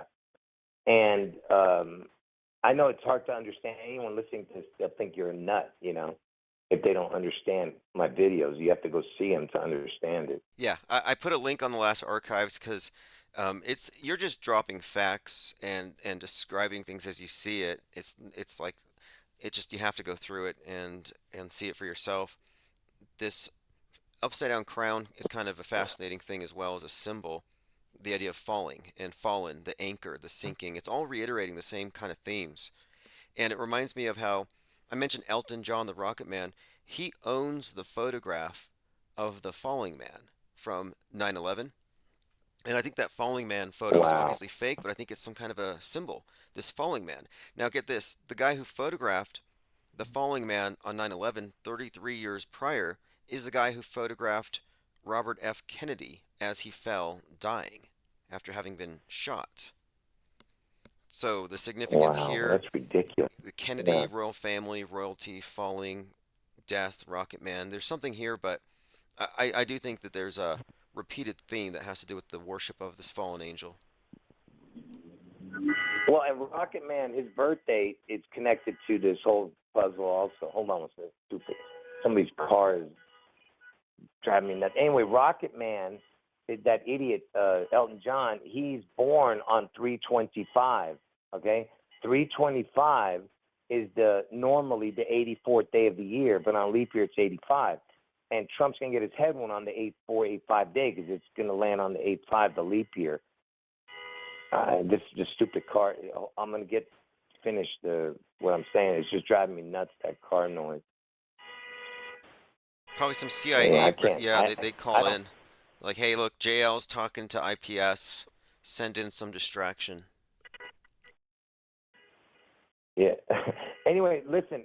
First of all, I just want to tell everybody I apologize for interrupting you guys with this conversation. I really was only calling to tell them the codes. I wasn't going to get into the Elvis stuff because I don't think people want to hear it again. I just want to make sure people knew the fake news codes before I ever forgot to talk about that. Oh, I'm glad you did. I'm And glad I you didn't called. mean to. No, come no, back this is on a good. second time. Look, a lot of Yeah, people are new yeah. to the But I Elvis just thing, want, so please, we appreciate it. yeah, I know, but I just want to, yeah, I feel bad for hogging all the, the time, your time, dude. Um, I can't believe that nobody's stopping that stupid horn. Stupid piece of crap. Can you hear that? Oh yeah, yeah, it's wild. Now, Oh, it oh. sounds like Go the ahead. apocalypse is happening over there. It sounds like chaos. There's Yeah, but just real quick about the. Don't forget what you're going to say. The Rocket Man, he's born on 8. I mean, it's the 325 he's born on, that Elton John. 8/4. I mean, normally it's the 84th day of the year, 325, but on leap year it's 85. So that's 8/4/85 because Trump's going to get his head one on 8/4, but it lands on the 8/5 day, right? But here's the thing: 325 also connects to 6/11 because on a leap year, 6/11 is the 162, 163rd day of the year. 162 plus 163 equals 325. So you see how even the 84th day of the year, 325, connects to both August 4th and to June 11th. So go yes, ahead. yes, no, I see this. There's a all the principal characters in this are weirdly connected. The one that really gets me is the weekend with this February 16th and his head wound thing, totally connecting to the 216th day. I mean, you've made a number of these connections that are just undeniable. Trump is a Gemini, by the way. We're entering into Gemini in a few days. I'm keeping an eye on that as NASA's sending 2 astronauts to space on something with Boeing. Anyway, we've covered quite a lot of ground. I'm going through the comments to see if we've missed anything, and I think I'm going to put a link to your channel in the chat in case anybody has missed it. Also, thank you for calling and helping me test out the phones. You're the first caller on the new phone system, All right. and this has worked out perfectly. All right, cool, man.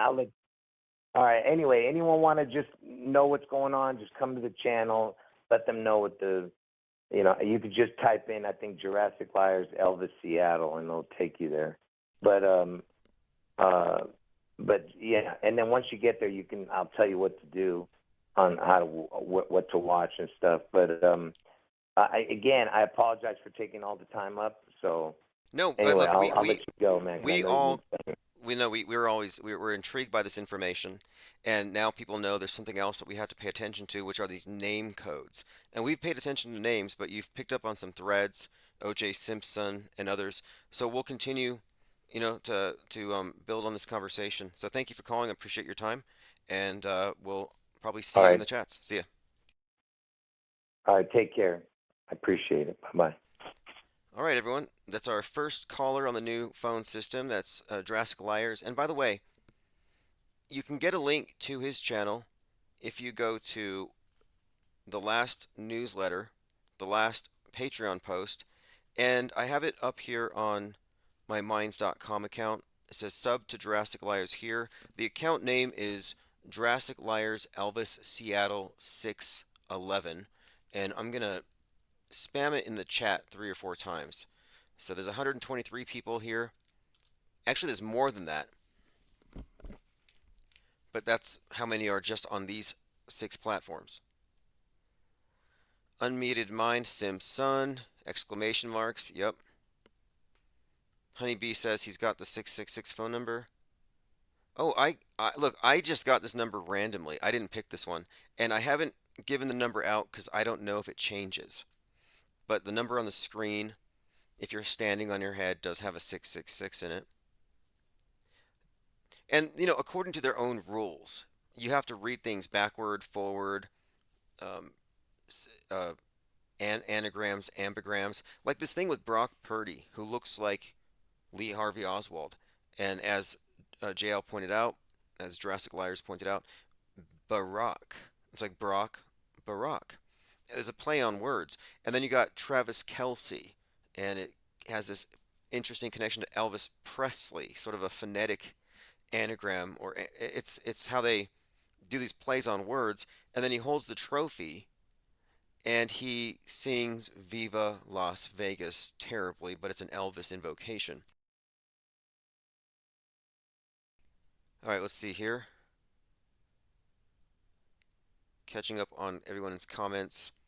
Yeah, Kevin Mooring says he has multiple channels like you, Tim. Yeah, I was introduced to him when he was on his 26th. That's why I refer to him as JL26.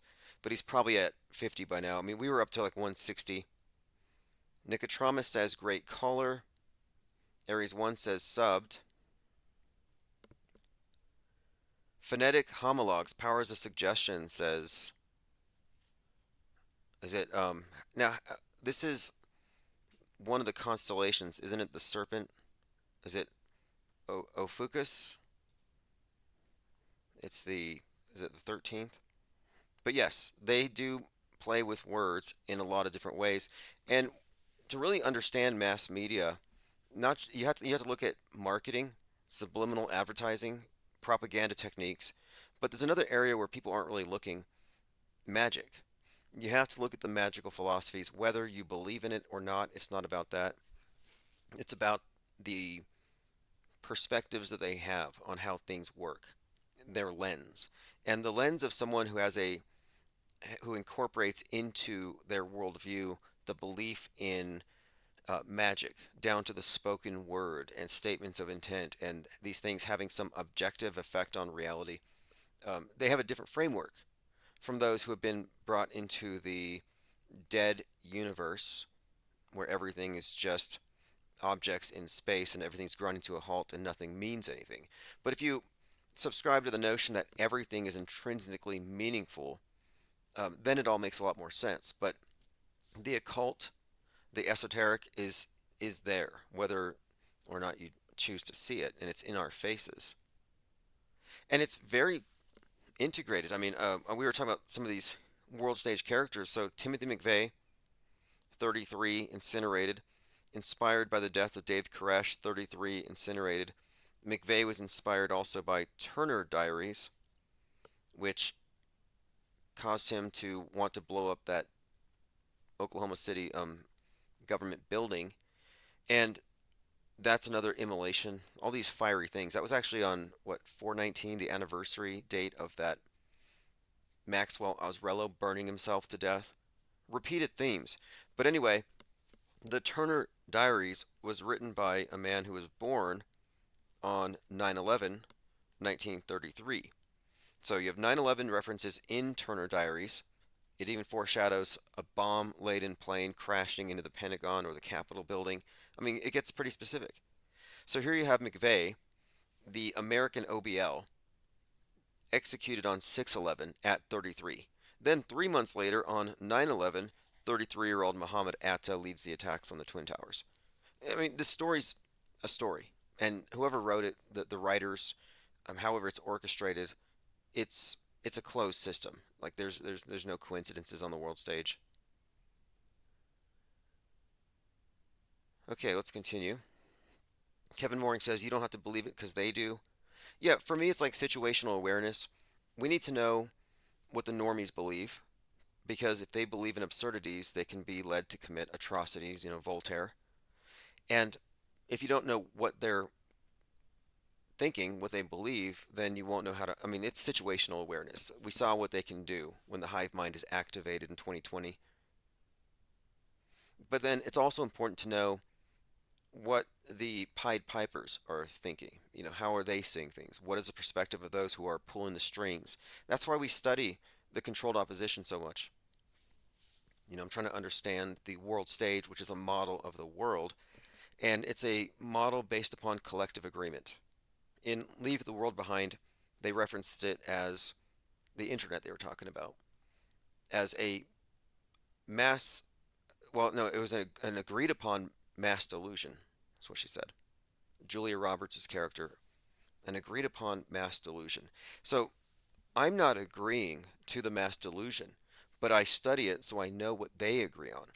Similar to imagine being in a theocratic society and they worship some fake god that you know is fake, some entity, and you don't want to be a part of it, but you have to understand what everybody else thinks because you don't want to offend them or get burned at the stake. So I like to know, of course, what do the sheeple think, and then what are the wolves in sheep's clothing intending to do with the weaponized fear of the masses, which is what it really comes down to. Going through some comments. Honeybee says, in Manhattan, man, Hatta. Yeah, this is one of the things that Jurassic Liars had spoken about, Muhammad Atta, Atta, like Muhammad attacks on 9/11. Muhammad Atta led the attacks. C, Seattle contains C Atta, like sea attack. Jurassic Liars, Elvis, Seattle 611, and Trump on 8-4 Ohio says, the Kansas City Chiefs kicker who did the controversial commencement speech had the hoax code, and where he made the speech had the hoax code also. Interesting. He has the sexual innuendo codes. Yeah, they use those shamelessly. It's really bad with NASA. I mean, NASA is, I call it an Egyptian mystery school, and that's being nice about it. He says Harrison Butker was his name, and the place was Benedictus College. Oh my goodness. See, now here's something to consider. And look what he's capitalizing. Sun, B-U-T, D-I-C. Okay, you see this, right? Subliminally, it all goes in. Subliminally.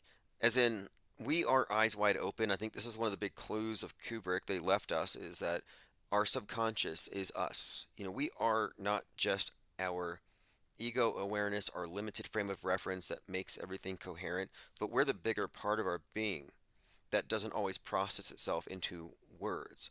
And that bigger part that's more receptive, your subconscious, is just a target for nonstop propaganda messaging. Nonstop. Nothing gets by. Nothing, like, there's no way to truly inoculate yourself against it other than awareness of it, which is what we're doing here. The fact that you're noticing the propaganda, noticing the occult messages, means it's likely not working on you. This is in line with magical theory. I was studying about sigils and the concept behind sigil magic, which is big in what you call the chaos magic paradigm. And the idea here is that in order to access or to give commands to the subconscious, it has to be communicated with through symbols, through nonverbal communication, specifically encoding messages is a way to reach it, but it has to be in such a way that it bypasses the conscious awareness. So you take a word, or rather an entire sentence, and you condense these letters until it's unintelligible. Now, even though it's unintelligible, and when you see it, you can't extrapolate anything meaningful from it, the theory here is that your subconscious unpacks it and it gets past the filter. And if it doesn't get past the filter, it won't work. You can't cast the spell without tricking yourself. So the trickery is an element that's pretty much intrinsic to magic, not just stage magic, but ritual magic. Stage magic, they trick the eyes. Ritual magic, you trick the mind. And what I'm saying is that what they're doing with all this esoteric, subliminal, ritual stuff in the media is they are tricking your minds. I call it sleight of mind. Mango Penguin says Piers Anthony is good with that wordplay. Oh yeah, these writers on the world stage, at times I think that they're Shakespeare. At other times I think they've bottomed out. Like, have they ever recovered from Waynell Sexton? That's one of the worst things they've ever come up with. Yeah, Human Vibrations. I'll reach out. I just listened to a podcast with Human Vibrations on the Sam Tripoli show, and how would you describe this person's channel? They talk about the fakery of it all, and this is something that I find surprising, is that you have these popular conspiracy theorists who are totally against the grain. They're rebels, like Neos in the Matrix, but they won't go as far as saying fake. Now, they used to balk at the word flat. If you said flat around any mainstream conspiracy theorist, they kick you out. Now they're all flat on their own, or they're globe questioners, globe skeptics. But for the most part, flat is no longer a banned F word. They're all flat friendly. And they're not fake friendly. Now they're fake averse. So those who used to hate flat earth because it went too far and makes us look crazy are embracing it. And now fake is the new frontier. And Sam Tripoli's like, oh, you say fake and it's too far. You make us look. And so human vibrations is someone who's unapologetically dropping the fake bombs. We have to use that F word. Fake, fake, fake.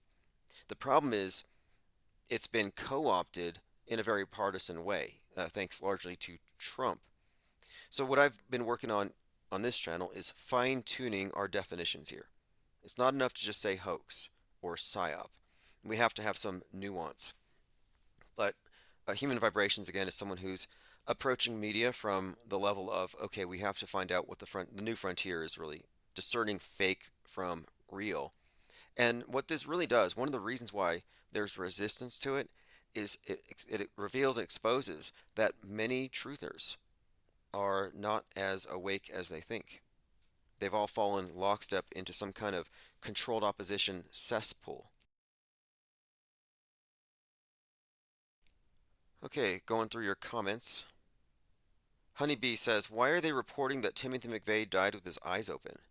I hadn't heard that, although I had read he was on a compound that was 33 acres, had a P.O. Box 33, and they had a composer performing music, classical music, during his electrocution as he ascended into the heavens. That's what they said. And the composer was 33. There's a whole article about Timothy McVeigh and these 33s at his execution. And I guess they're assuming he's going into heaven, which is just like, okay. Something else that's interesting, he was alleged to have killed 168 victims in the Oklahoma City bombing. And many have pointed out that the actor who played Timothy McVeigh is now an FBI agent, Paul Weisapal. And Paul Weisapal is credited with having saved 168 children. Think about that. 168, 168. Okay, continuing. Jurassic Liar says, look for the names in the stories that have either the name man or son in the victim or suspect's name. Yeah, definitely. There's something here. Names are huge. Sometimes they're jokes. We've talked about oftentimes the names come out of literature, or they're a code for something, like Ashley Babbitt, likely a reference to the Babbitts, which is one of these characters from a book by Upton Sinclair, and it's about these Americans wrapped in the American flag who are worried about communists and changes in society. And Ashley Babbitt is, trad right, literally wrapped in a flag when she gets shot and fake killed. Kevin Mooring says the Earth is flat on 6 sides like the cube of Saturn. Duas Impera says Tripoli went all along with everything fake except Joe Rogan, who's 100% legit. Okay, yeah, the thing is, the boundary's being pushed. But sometimes I think what they've done is they poison the well. So here we are accurately describing what aspects of the mass media are faked and contrived. And then you have this flood of anonymous conspiracy theorists all over X, all over Twitter, who are saying things like koala bears are fake. It's like, what? Gorillas are fake. Chimpanzees are fake. And it gets worse than just fake animals. Then you have the Mandela effect, like everything's fake, everything's shifting. So they go too far. And I've seen this. This is almost a tactic. Someone asked David Icke, what shape is the world? And he's like, well, it could be this. It could be a cube. It could be a ball. It's whatever you think it is. What does it matter? They always deflect. But the point of it is, we aren't trying to say reality's fake. We're saying the world view we agree upon has been tampered with. It's fakeable, and it's not an accurate representation of what it's supposed to be. The map is not the territory.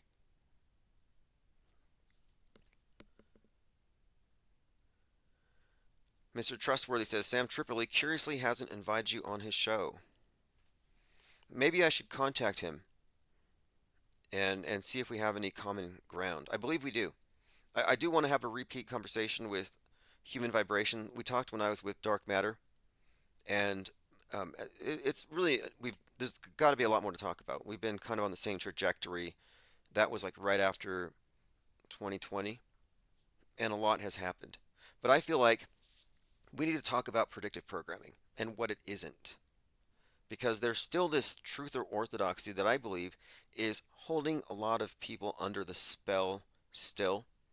And it's the idea that media is divinely inspired. Or rather, what I mean by that is that man cannot be the source of a lot of the media manipulation. And it gets to be sort of a almost an easy way to explain away what might be a very complicated apparatus. And that's what I'm trying to get at here. Discerning fake from real. I don't want to ignore the man behind the curtain because the illusion is so compelling. Okay, continuing. So again, yeah, Jurassic Liars has pointed out those are the main hoax codes in their fake stories. Another one, Top Gun 2. If you watch Top Gun 2, this is just an example because this is a very popular movie. It came out at the same time as Elvis, but one of the top movies in the world with a top movie star, uh, Tom Cruise. But the names, he plays Pete Maverick, which of course Tom Cruise, the name Thomas, twins, Cruise, Cross, Second Coming references. There's a pilot named Phoenix. There's a pilot named Hangman, like Hanged Man. The actor was 33, and Hangman refers to himself as the savior, and he calls himself good multiple times, but obviously God. You have Rooster. Rooster is the character who is in the position where his dad would have been 33 years prior, because there's a 33-year separation between the two movies, chronologically, and even in their production dates. So it's interesting as Rooster is another one of these things like the Phoenix that has been a symbol of Christ. So you got Rooster, Phoenix, and Hangman as these pilots, and then Tom Cruise. All of them referencing this Christ or some kind of resurrection. And of course, the movie itself is just replete with symbolism of the jets represented almost like obelisks, and then you got of course the sun, the solar references it's all throughout. And there's a scene which is easily borrowed from Star Wars where Luke is, fighting these TIE fighters, where Tom Cruise is fighting this pilot who's wearing a black helmet looking like Darth Vader, and he has 33 rounds left. So it's replete with 33s, sun god references, and of course, Tom Cruise himself has already brought that to the table in a million different ways. Vanilla Sky, he's 33, dies, comes back from the dead. He's the Jesus Christ of Scientology. And you cannot separate Scientology from NASAtology. NASAtology is the dominant world religion. It's our concept of space. And the advent of Scientology, before it was Scientology, you had L. Ron Hubbard, hanging out with Warlock Jack Parsons, the American counterpart to Aleister Crowley, who was representing Mystery Babylon. And implementing this new space religion meant mixing Mystery Babylon with science fiction. So you get a science fiction author to work with an occultist and a movie star. And that's really where NASA has its genesis. And it's not far removed from the Russian space pioneers who are always about cosmism and theosophy. I mean, you cannot separate space from occultism. Okay, continuing on your comments. Yes, Jurassic Liars, good catch, Tim, with the Top Gun stuff, and the word gun is 42. Top Gun, it came out, like you said, while Elvis was playing in the theaters. Yeah, the timing of these movie releases are very significant. And so, okay, T2, Top Gun 2, the second movie, the Tom Cruise is always shown with the sun behind him or hanging. You'll often see him like a hangman, like the character Hangman. That's just one of the repeated themes with him. And in the character Rooster, you have this idea of a resurrection. And then, of course, his name is Pete Maverick, and I think Pete has some reference to Peter. It means a rock. There's quite a lot here. It would tie into the rock star theme. And in fact, in the movie, there's a very subtle reference to David Bowie. He walks into a bar, and the girl in the movie Labyrinth, is it Jennifer Connelly, is that her name? She's in Top Gun 2, and when he walks into the bar, there's a David Bowie song playing. Very subtle, but meaningful. Yeah, Top Gun Maverick. Okay, so let's see. Oh yeah, yeah, rooster, exactly. Rooster, we know the other name for a rooster. I did a whole breakdown of that, and I can show you all the 33s, how look, the movie is just replete with 33s like everything Tom Cruise does. You know, he divorced all of his wives when they turned 33. And now I mentioned his Scientology connection and how he can't separate Scientology from NASAtology. Well, consider this.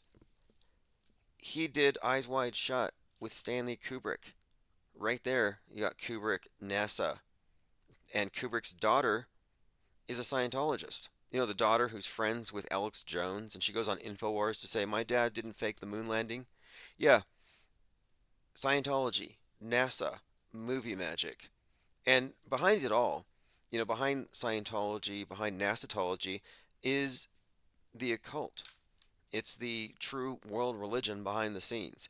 And movie magic is a huge part of it. Something else to consider when Parsons and Hubbard were out in the desert with Marjorie Cameron is the first person to report seeing a UFO, a light from the sky coming down.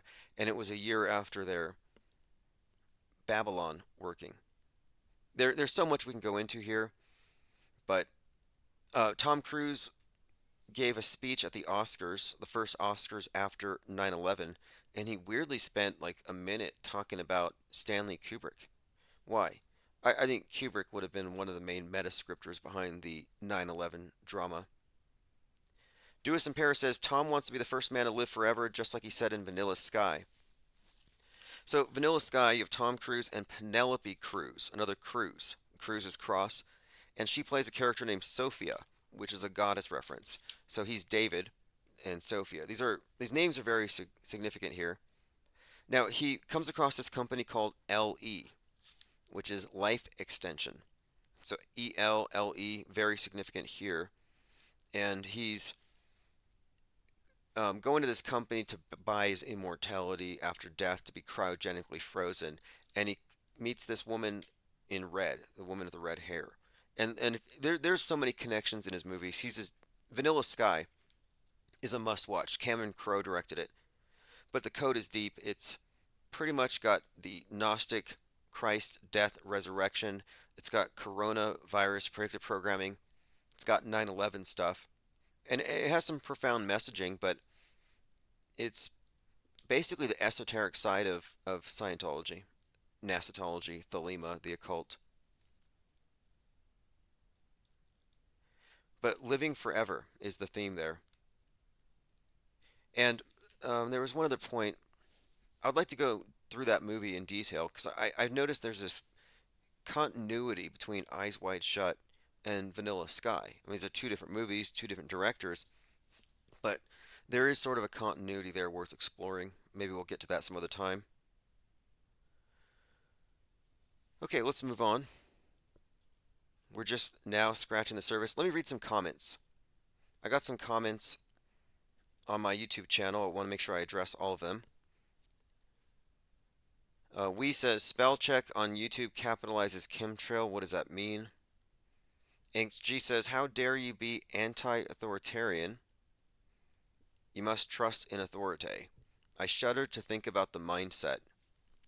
Oh yes, that's a reaction to the auto hoaxer versus auto believer video where after my interview with Mick Media, they had a psychiatrist come on the show, and she was asked, well, what do you make of someone like Tim, who calls things fake? And she's like, well, he must be anti-authoritarian. I'm like, okay, and? Like, who isn't anti-authoritarian? I certainly believe in legitimate authority, but I'm not an authoritarian. Deleted user says, I don't like vibes of Cosmos attitude feels psyopy, where he says, I'm right, everyone's wrong. Don't believe this person, that's sus. I like God Glovmatzi. How do you say that name? He doesn't pretend he knows everything. He's more like a real person. I'm not buying vibes of Cosmos. That's military intelligence. Okay, so the Vibes of Cosmos channel is the guy that suggests that the moon is a projection in the ionosphere of the world itself, and it's projected from a light source below, a black sun. And that if you look at the craters on the so-called moon, you're really looking at shadows representing the patches of land, and then the lit areas would be the oceans. So if the moon is a map of the world, and you go by Vibes of Cosmos's breakdown of it, then you would conclude that a certain cluster of craters represent the continents we know, and there is much more land to the world. It's fascinating. It's undeniable that he has found some very strong correlations. Could it be pareidolia? Even if so, it's so remarkable that it's worth looking at. If I was a true believer in the space religion and I was into astronomy, I would probably find it intriguing. But weirdly, people are incurious about it. It's an interesting theory overall, but it is kind of questionable when people are anonymous. Like, what are you hiding from? Unless, I mean, seriously, these anonymous channels are starting to really bother me. It's like, what's with this dodging of accountability? If your ideas are valid, you're risking having them stolen if you don't own them. So what's the reason? I feel the same way about Donnie Darkened. Donnie Darkened is a Twitter account who's always hyping up Trump as the Antichrist, and he's probably right, but then he gets on Tim Pool and he still hides his face. To me, that sounds like a psyop, disinformation, and what it could be is this. I think that they know it's going to happen, but they want to make sure that the conversation is firmly in the grasp of controlled opposition. Okay, now again, if you join on the main channel or if somebody hands you a wrench, you'll be able to leave comments, and I always prioritize these. Deleted user says, the thing that sucks about the left is they understand how the economy works. They understand a lot of things, but they cannot connect the dots on the CIA, FBI, and PSYOPs. All these things exist and they cause problems, but they cannot seem to understand that they would run PSYOPs on the United States. Yeah. Here's the thing about the left is the left is in the church of MSM. They have taken the injectable Eucharist. They believe it's priesthood, and they believe in the modern replacement for angels, aliens. They believe in this whole new system. They're the believers. The conspiracy theorists, or those on the right, they don't believe in the mainstream church. They have their alternative do-it-yourself type of church. They don't need the priesthood. So you could look at this by analogy as Protestants to the mother church. So the controlled opposition, the conspiracy theorists, the alternative media, they're really just the Protestants to the mainstream. There's a dynamic they set up here on purpose. But you're never going to get anyone from the far left, from Woketown, to see how media really works. It will never happen. The only people who are salvageable are those who've never thought about it, like the blue pill normies, or the truthers, who have at least understood that we're being lied to. It's interesting how it works, though, because the lefties, the Woketown, they just assume that it's all true unless they're told it's a lie, and the people calling it a lie are questionable themselves. They're tinfoil hatters. This is why I'm looking forward to my lawsuit. This whole lawsuit against Google, YouTube, it's legitimate.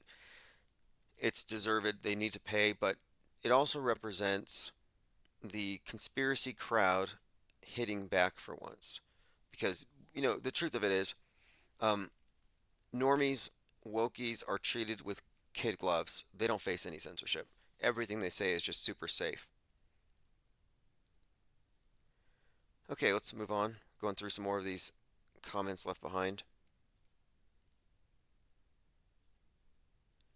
Kate Emma says, the very fact that the recent aurora borealis could be seen across multiple timelines, all the way from the west coast to the southeast coast of the UK, an 8-hour difference. Apparently some Europeans could also see them, which is another 1-hour advance of the UK, means it could not have been a natural occurrence. Here's an article from Popular Science, April 2019, quote, NASA creates artificial auroras in the sky above Norway. NASA's artificial aurora was designed to tell the agency more about real ones. Over the weekend, residents of far northern Norway got to see them in the skies above their home. These weren't standard northern lights they often see. Instead, these were artificially created by NASA rockets. NASA's Azure mission seeks to understand more about how auroras move in our atmosphere. As part of this research project, scientists decided to create their own. Okay, I'll have to look into that project. That sounds like 90 seconds. okay. I see what we have. We just ran out of time. By the way, the Blog Talk Radio is the new phone system, which means you can call in and there's a caller queue and you can actually listen. So if you want to talk and I'm talking to somebody else, you can call in and be on hold and you can still listen. But we just tested it out and I had a 2-hour limit and we just reached it. That first call was with Jurassic Liars and I believe we had a good 90-minute talk. Someone posted a link to a Miles Mathis article about Elvis Aaron Presley. I haven't read this, but I will, and I'll put a link to it on minds.com. I have a few more comments to get through.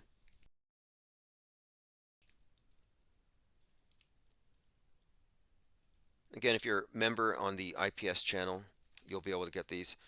Okay, someone said to me here, this was Wormy201. He says, wow, did the shill remove my comment?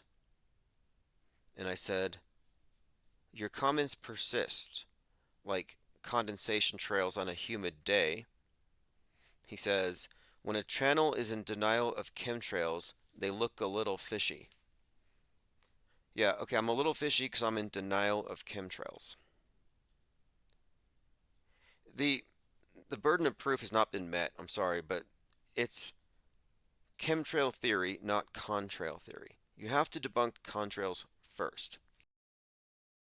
Cunify said, we call them cloud species according to science. When planes fly through clouds, they don't become wet. So they're not made of water, just like the so-called condensation trails are not made of condens. And if I throw boiling water in the air at minus 20 Celsius, it falls down. That's Cunify. Let's see if there's any more to that.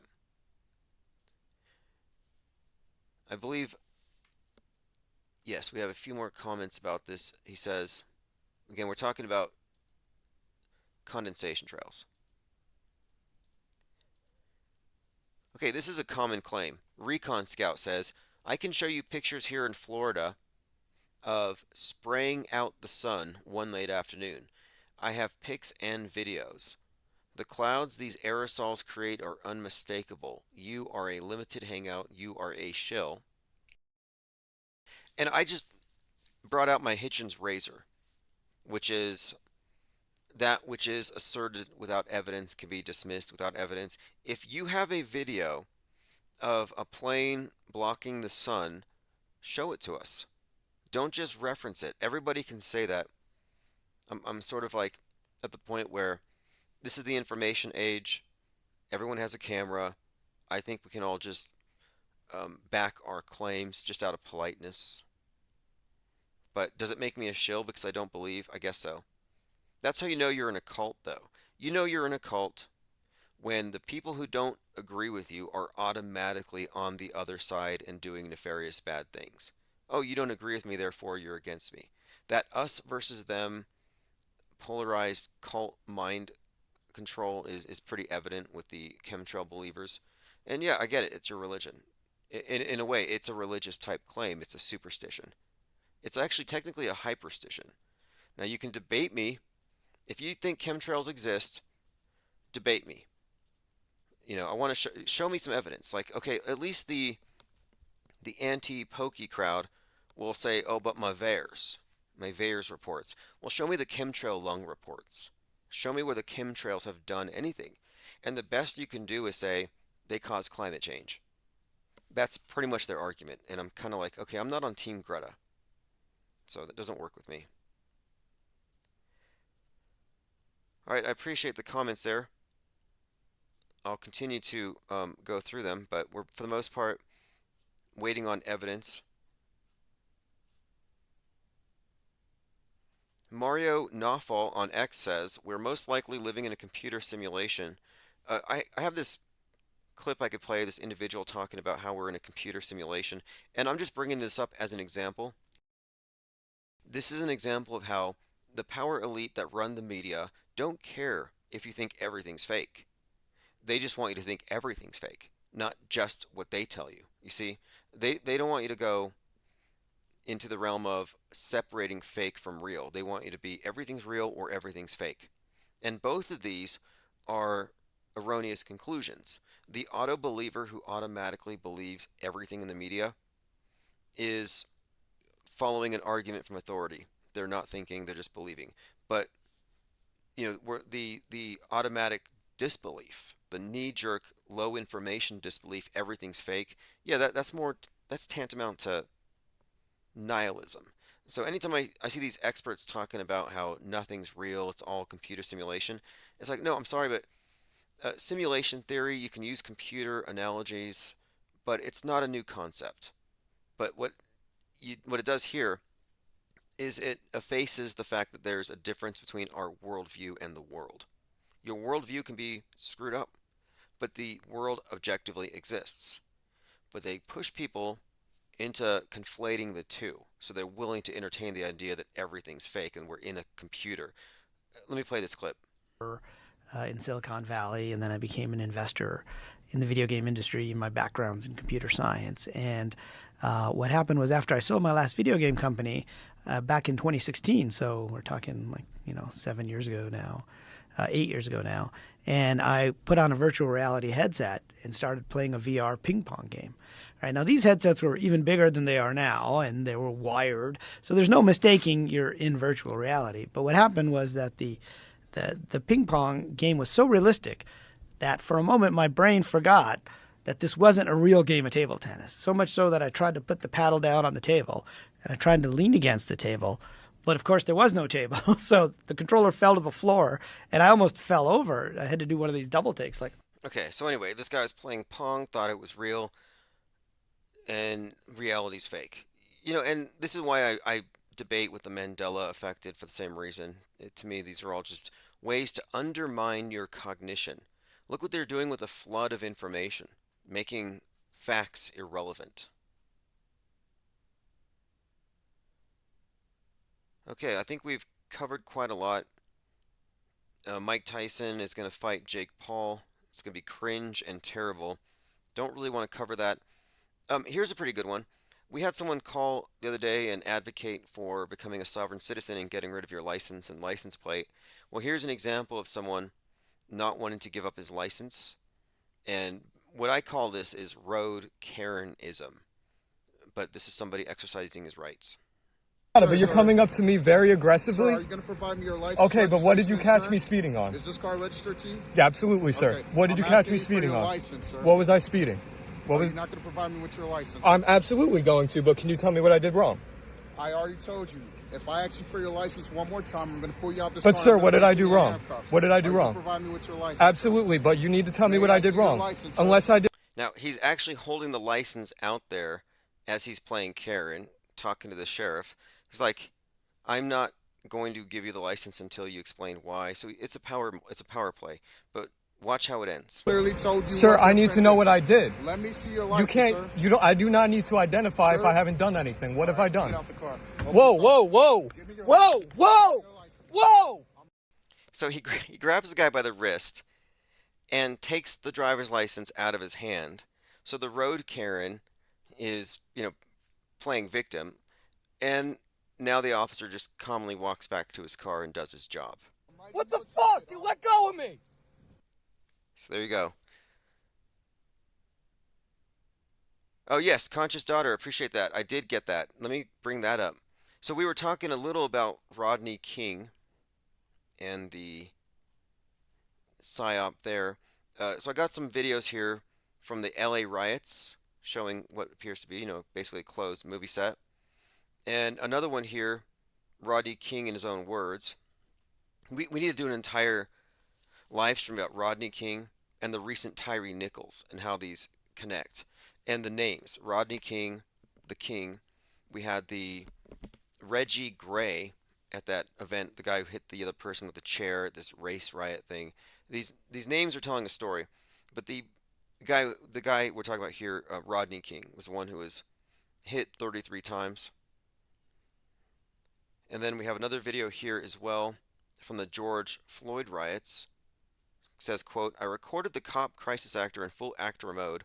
He's shown in handcuffs, walking and smiling with officers, and then standing in front of a table with water bottles.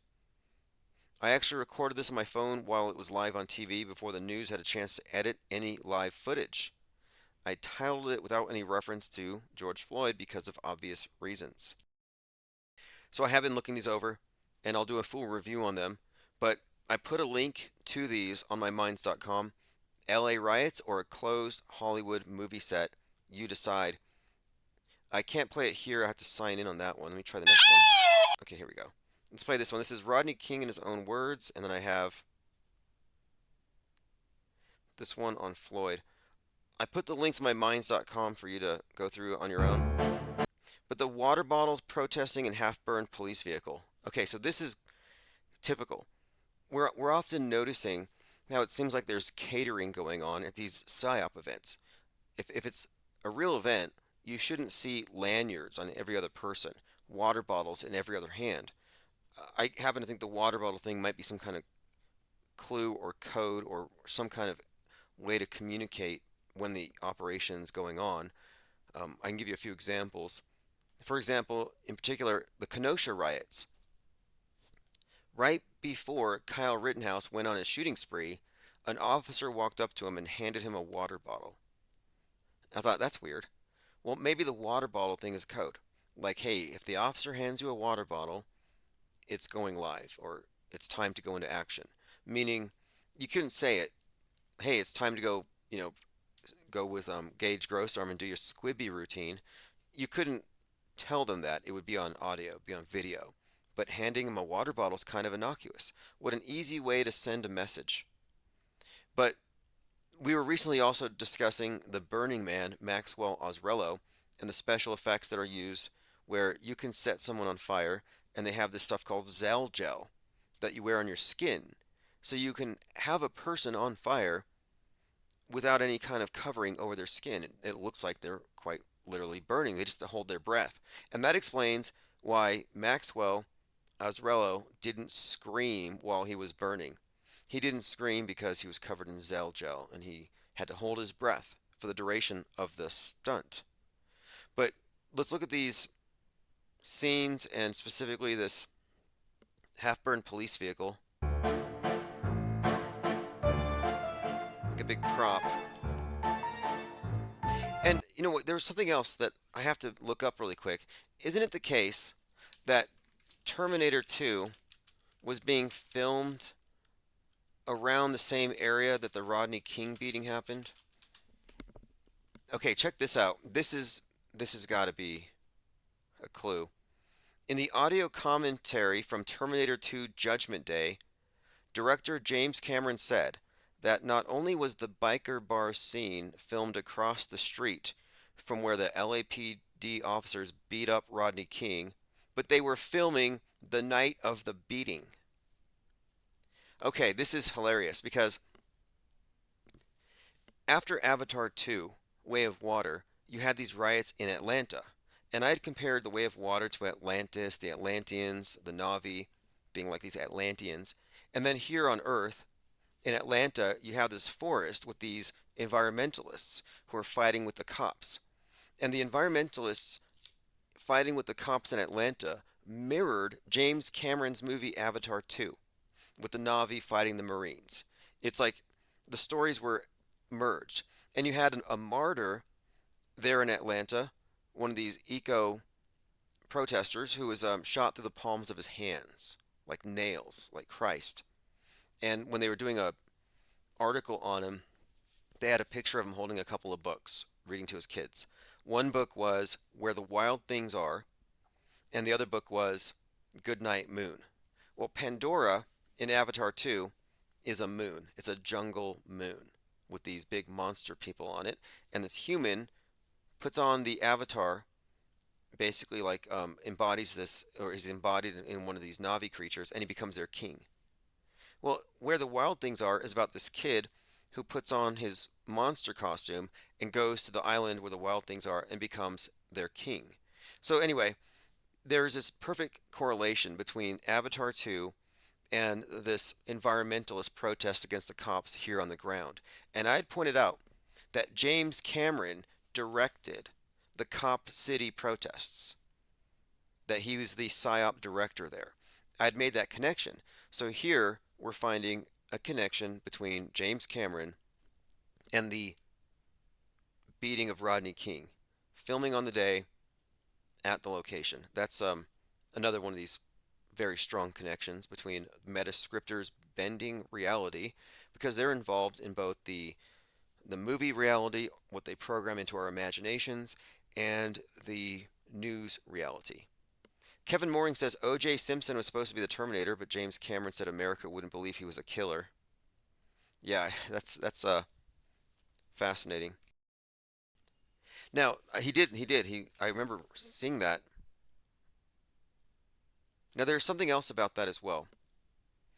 I guess Arnold Schwarzenegger, T2. There's quite a lot we could get into programming wise. There's Skynet is this global mind. Pandora has a global mind. T2. Arnold Schwarzenegger represents toxic masculinity in a lot of ways, and James Cameron has said that testosterone is a toxin. And Avatar 2 is basically about this caricature of Marines and police with their big guns, not in touch with nature, killing the indigenous. We've talked about this before, but my point being here is that James Cameron is a huge name when it comes to painting up the zeitgeist. In fact, we're coming up on the summer solstice next month, and last summer solstice, you had the Titan submersible going down to the Titanic before it imploded. We talked about that at length, but it's just another connection with Cameron, who was deep sea diving in the Deep Sea Challenger to the wreckage of the Titanic on 9/11. And so, yeah, on 9/11, he was there. He had made 33 dives in total. But what is the connection between all of this? Well, he directed the movie The Titanic years before 9/11, and Titanic splits in two, like Twin Towers, and it sinks.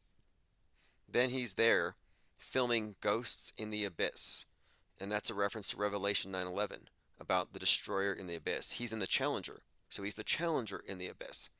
But that biblical reference, it's the destroyer, the Apollyon, which is Terminator.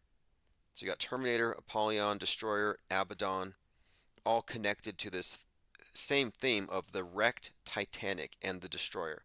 So what does it mean? Well, the Destroyer, the Terminator, is the nuke.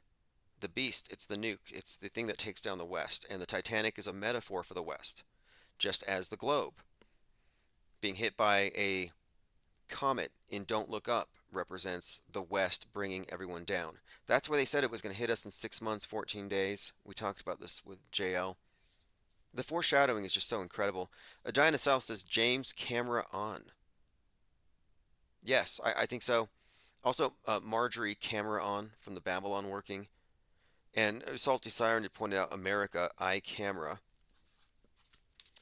Another interesting one, Asteroid City has a character based on Stanley Kubrick.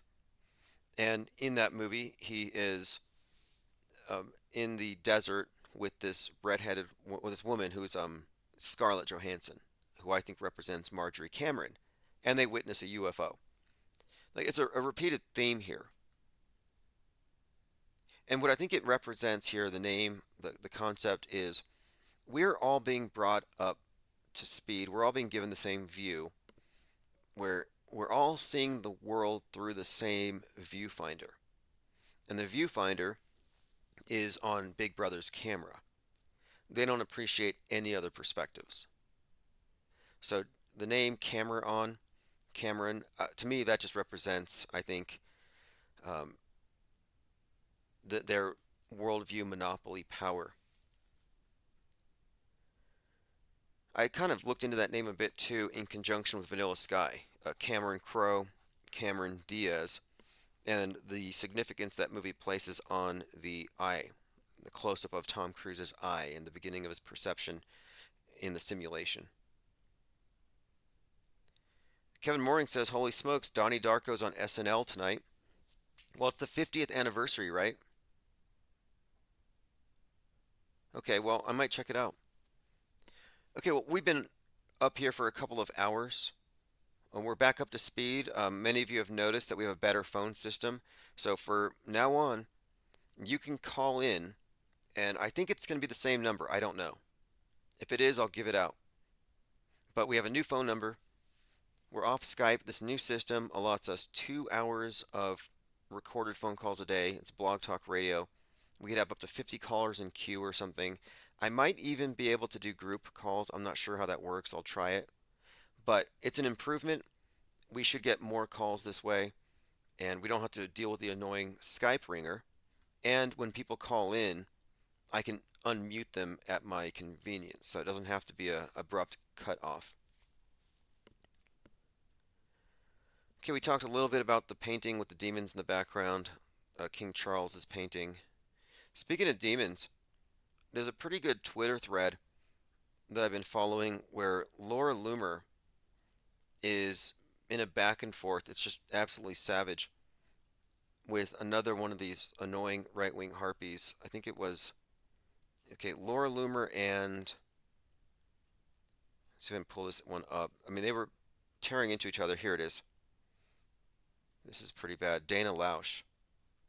So Laura Loomer says, "You would have done better if you figured out which men to avoid. I'd be angry like you if I bet on Ron DeSantis."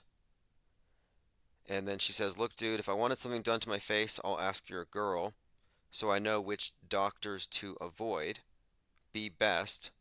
So there's this back and forth. Dana Lausch to Laura Loomer. "I don't have time for this thirsty bee. She never moves the needle and couldn't even get Trump to endorse her race." Laura says, "I'm not running for Congress, you stupid bee. And unlike you, I'm loyal to Trump.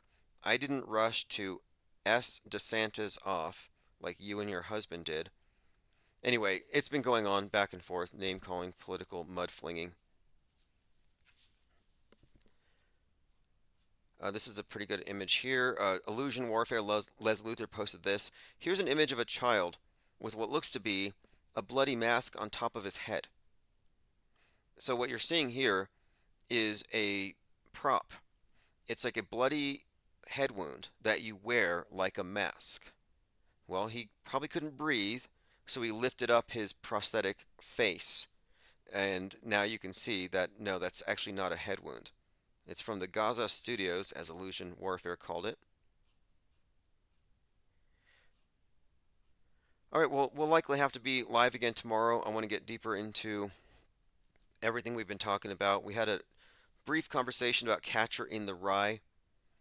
I've been looking at the work of Joseph Atwill, and whether or not you agree with his explanation for the creation of Christianity and the Caesar's Messiah theory, his methodology is great.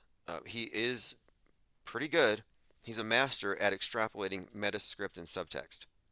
And what he found in Catcher in the Rye is, well, it's just intriguing. A lot of people have noticed Catcher in the Rye. I had referenced the death of Robert Kennedy. Well, his killer had this book. Like, this book by J.D. Salinger has some fascinating connections suggesting that it could be a signature whenever a Masonic hit is executed on the world stage. Just sort of like the number 33, certain hoax codes. And again, we had a second call from JL26 with a lot of information. And, you know, we really don't repeat a lot. Some things have to be repeated, but every time we talk, there's new information that comes out, and there's much more. But we're getting close to what should be a very interesting time.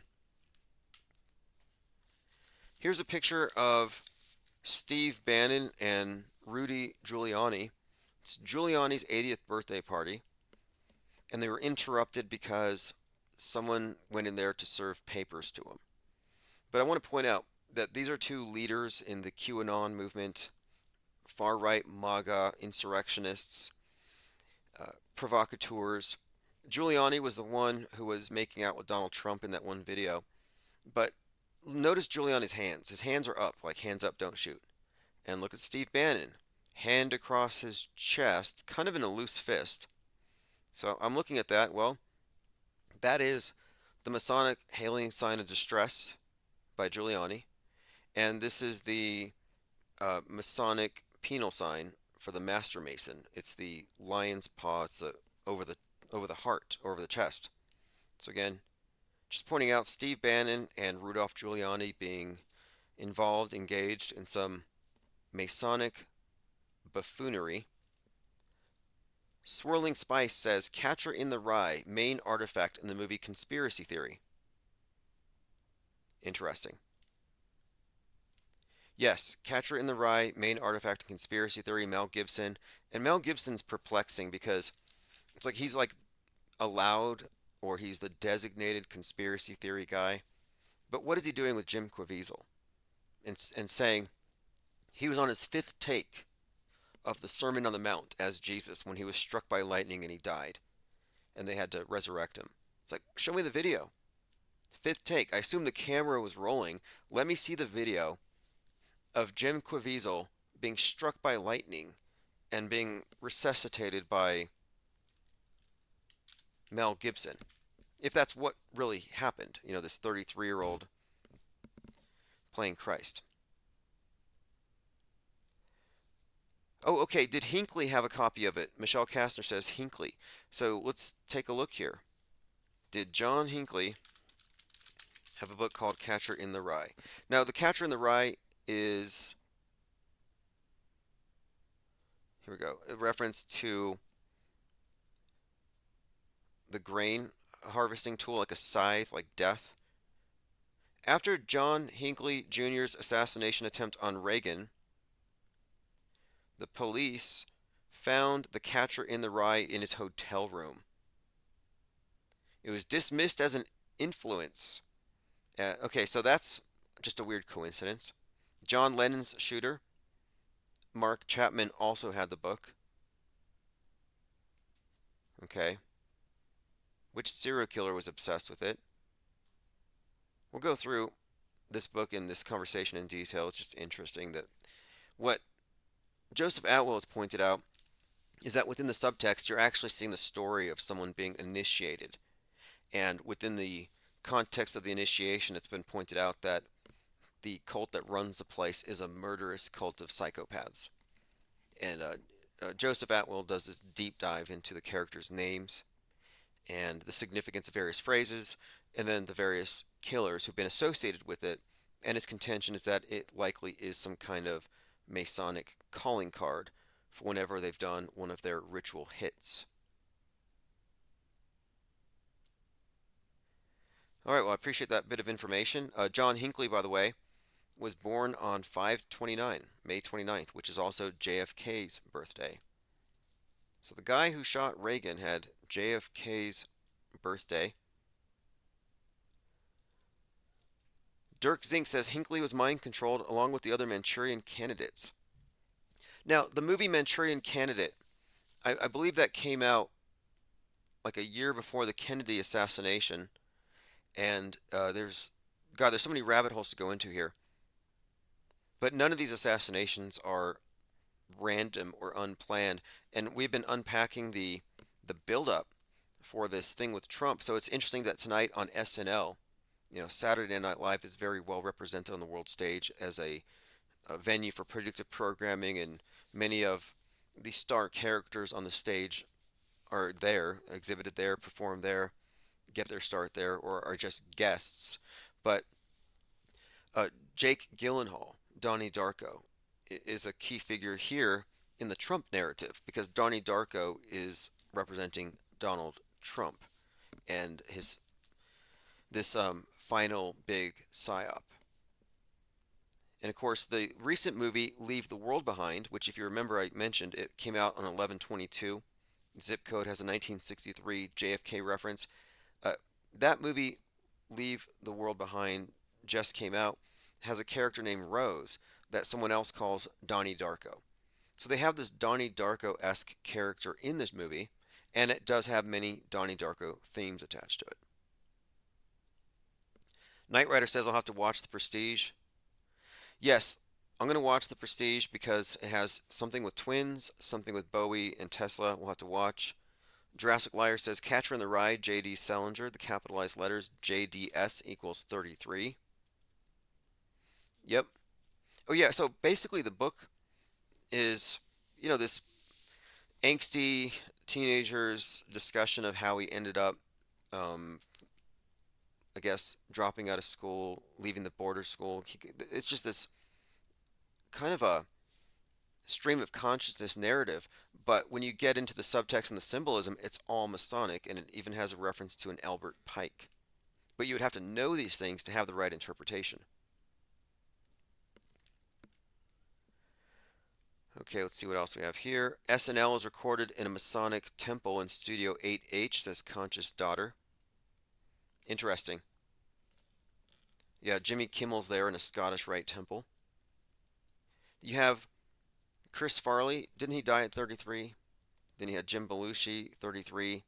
Phil Hartman, 3 a.m. And I think he was shot head, throat, and chest, which are like the 3 wounds on Hiram, which I think even corresponds to the 3 bullets with JFK. Anyway, a lot of great information. We've been here for a couple of hours. We're going to catch up tomorrow, take a lot more calls. I want to say thanks to Jurassic Liars 26 for taking the time to drop all that fascinating information and connect all these dots, and also to help me test out the phones. This is Chief Crow, Auto Hoax, or GTFO. More tomorrow.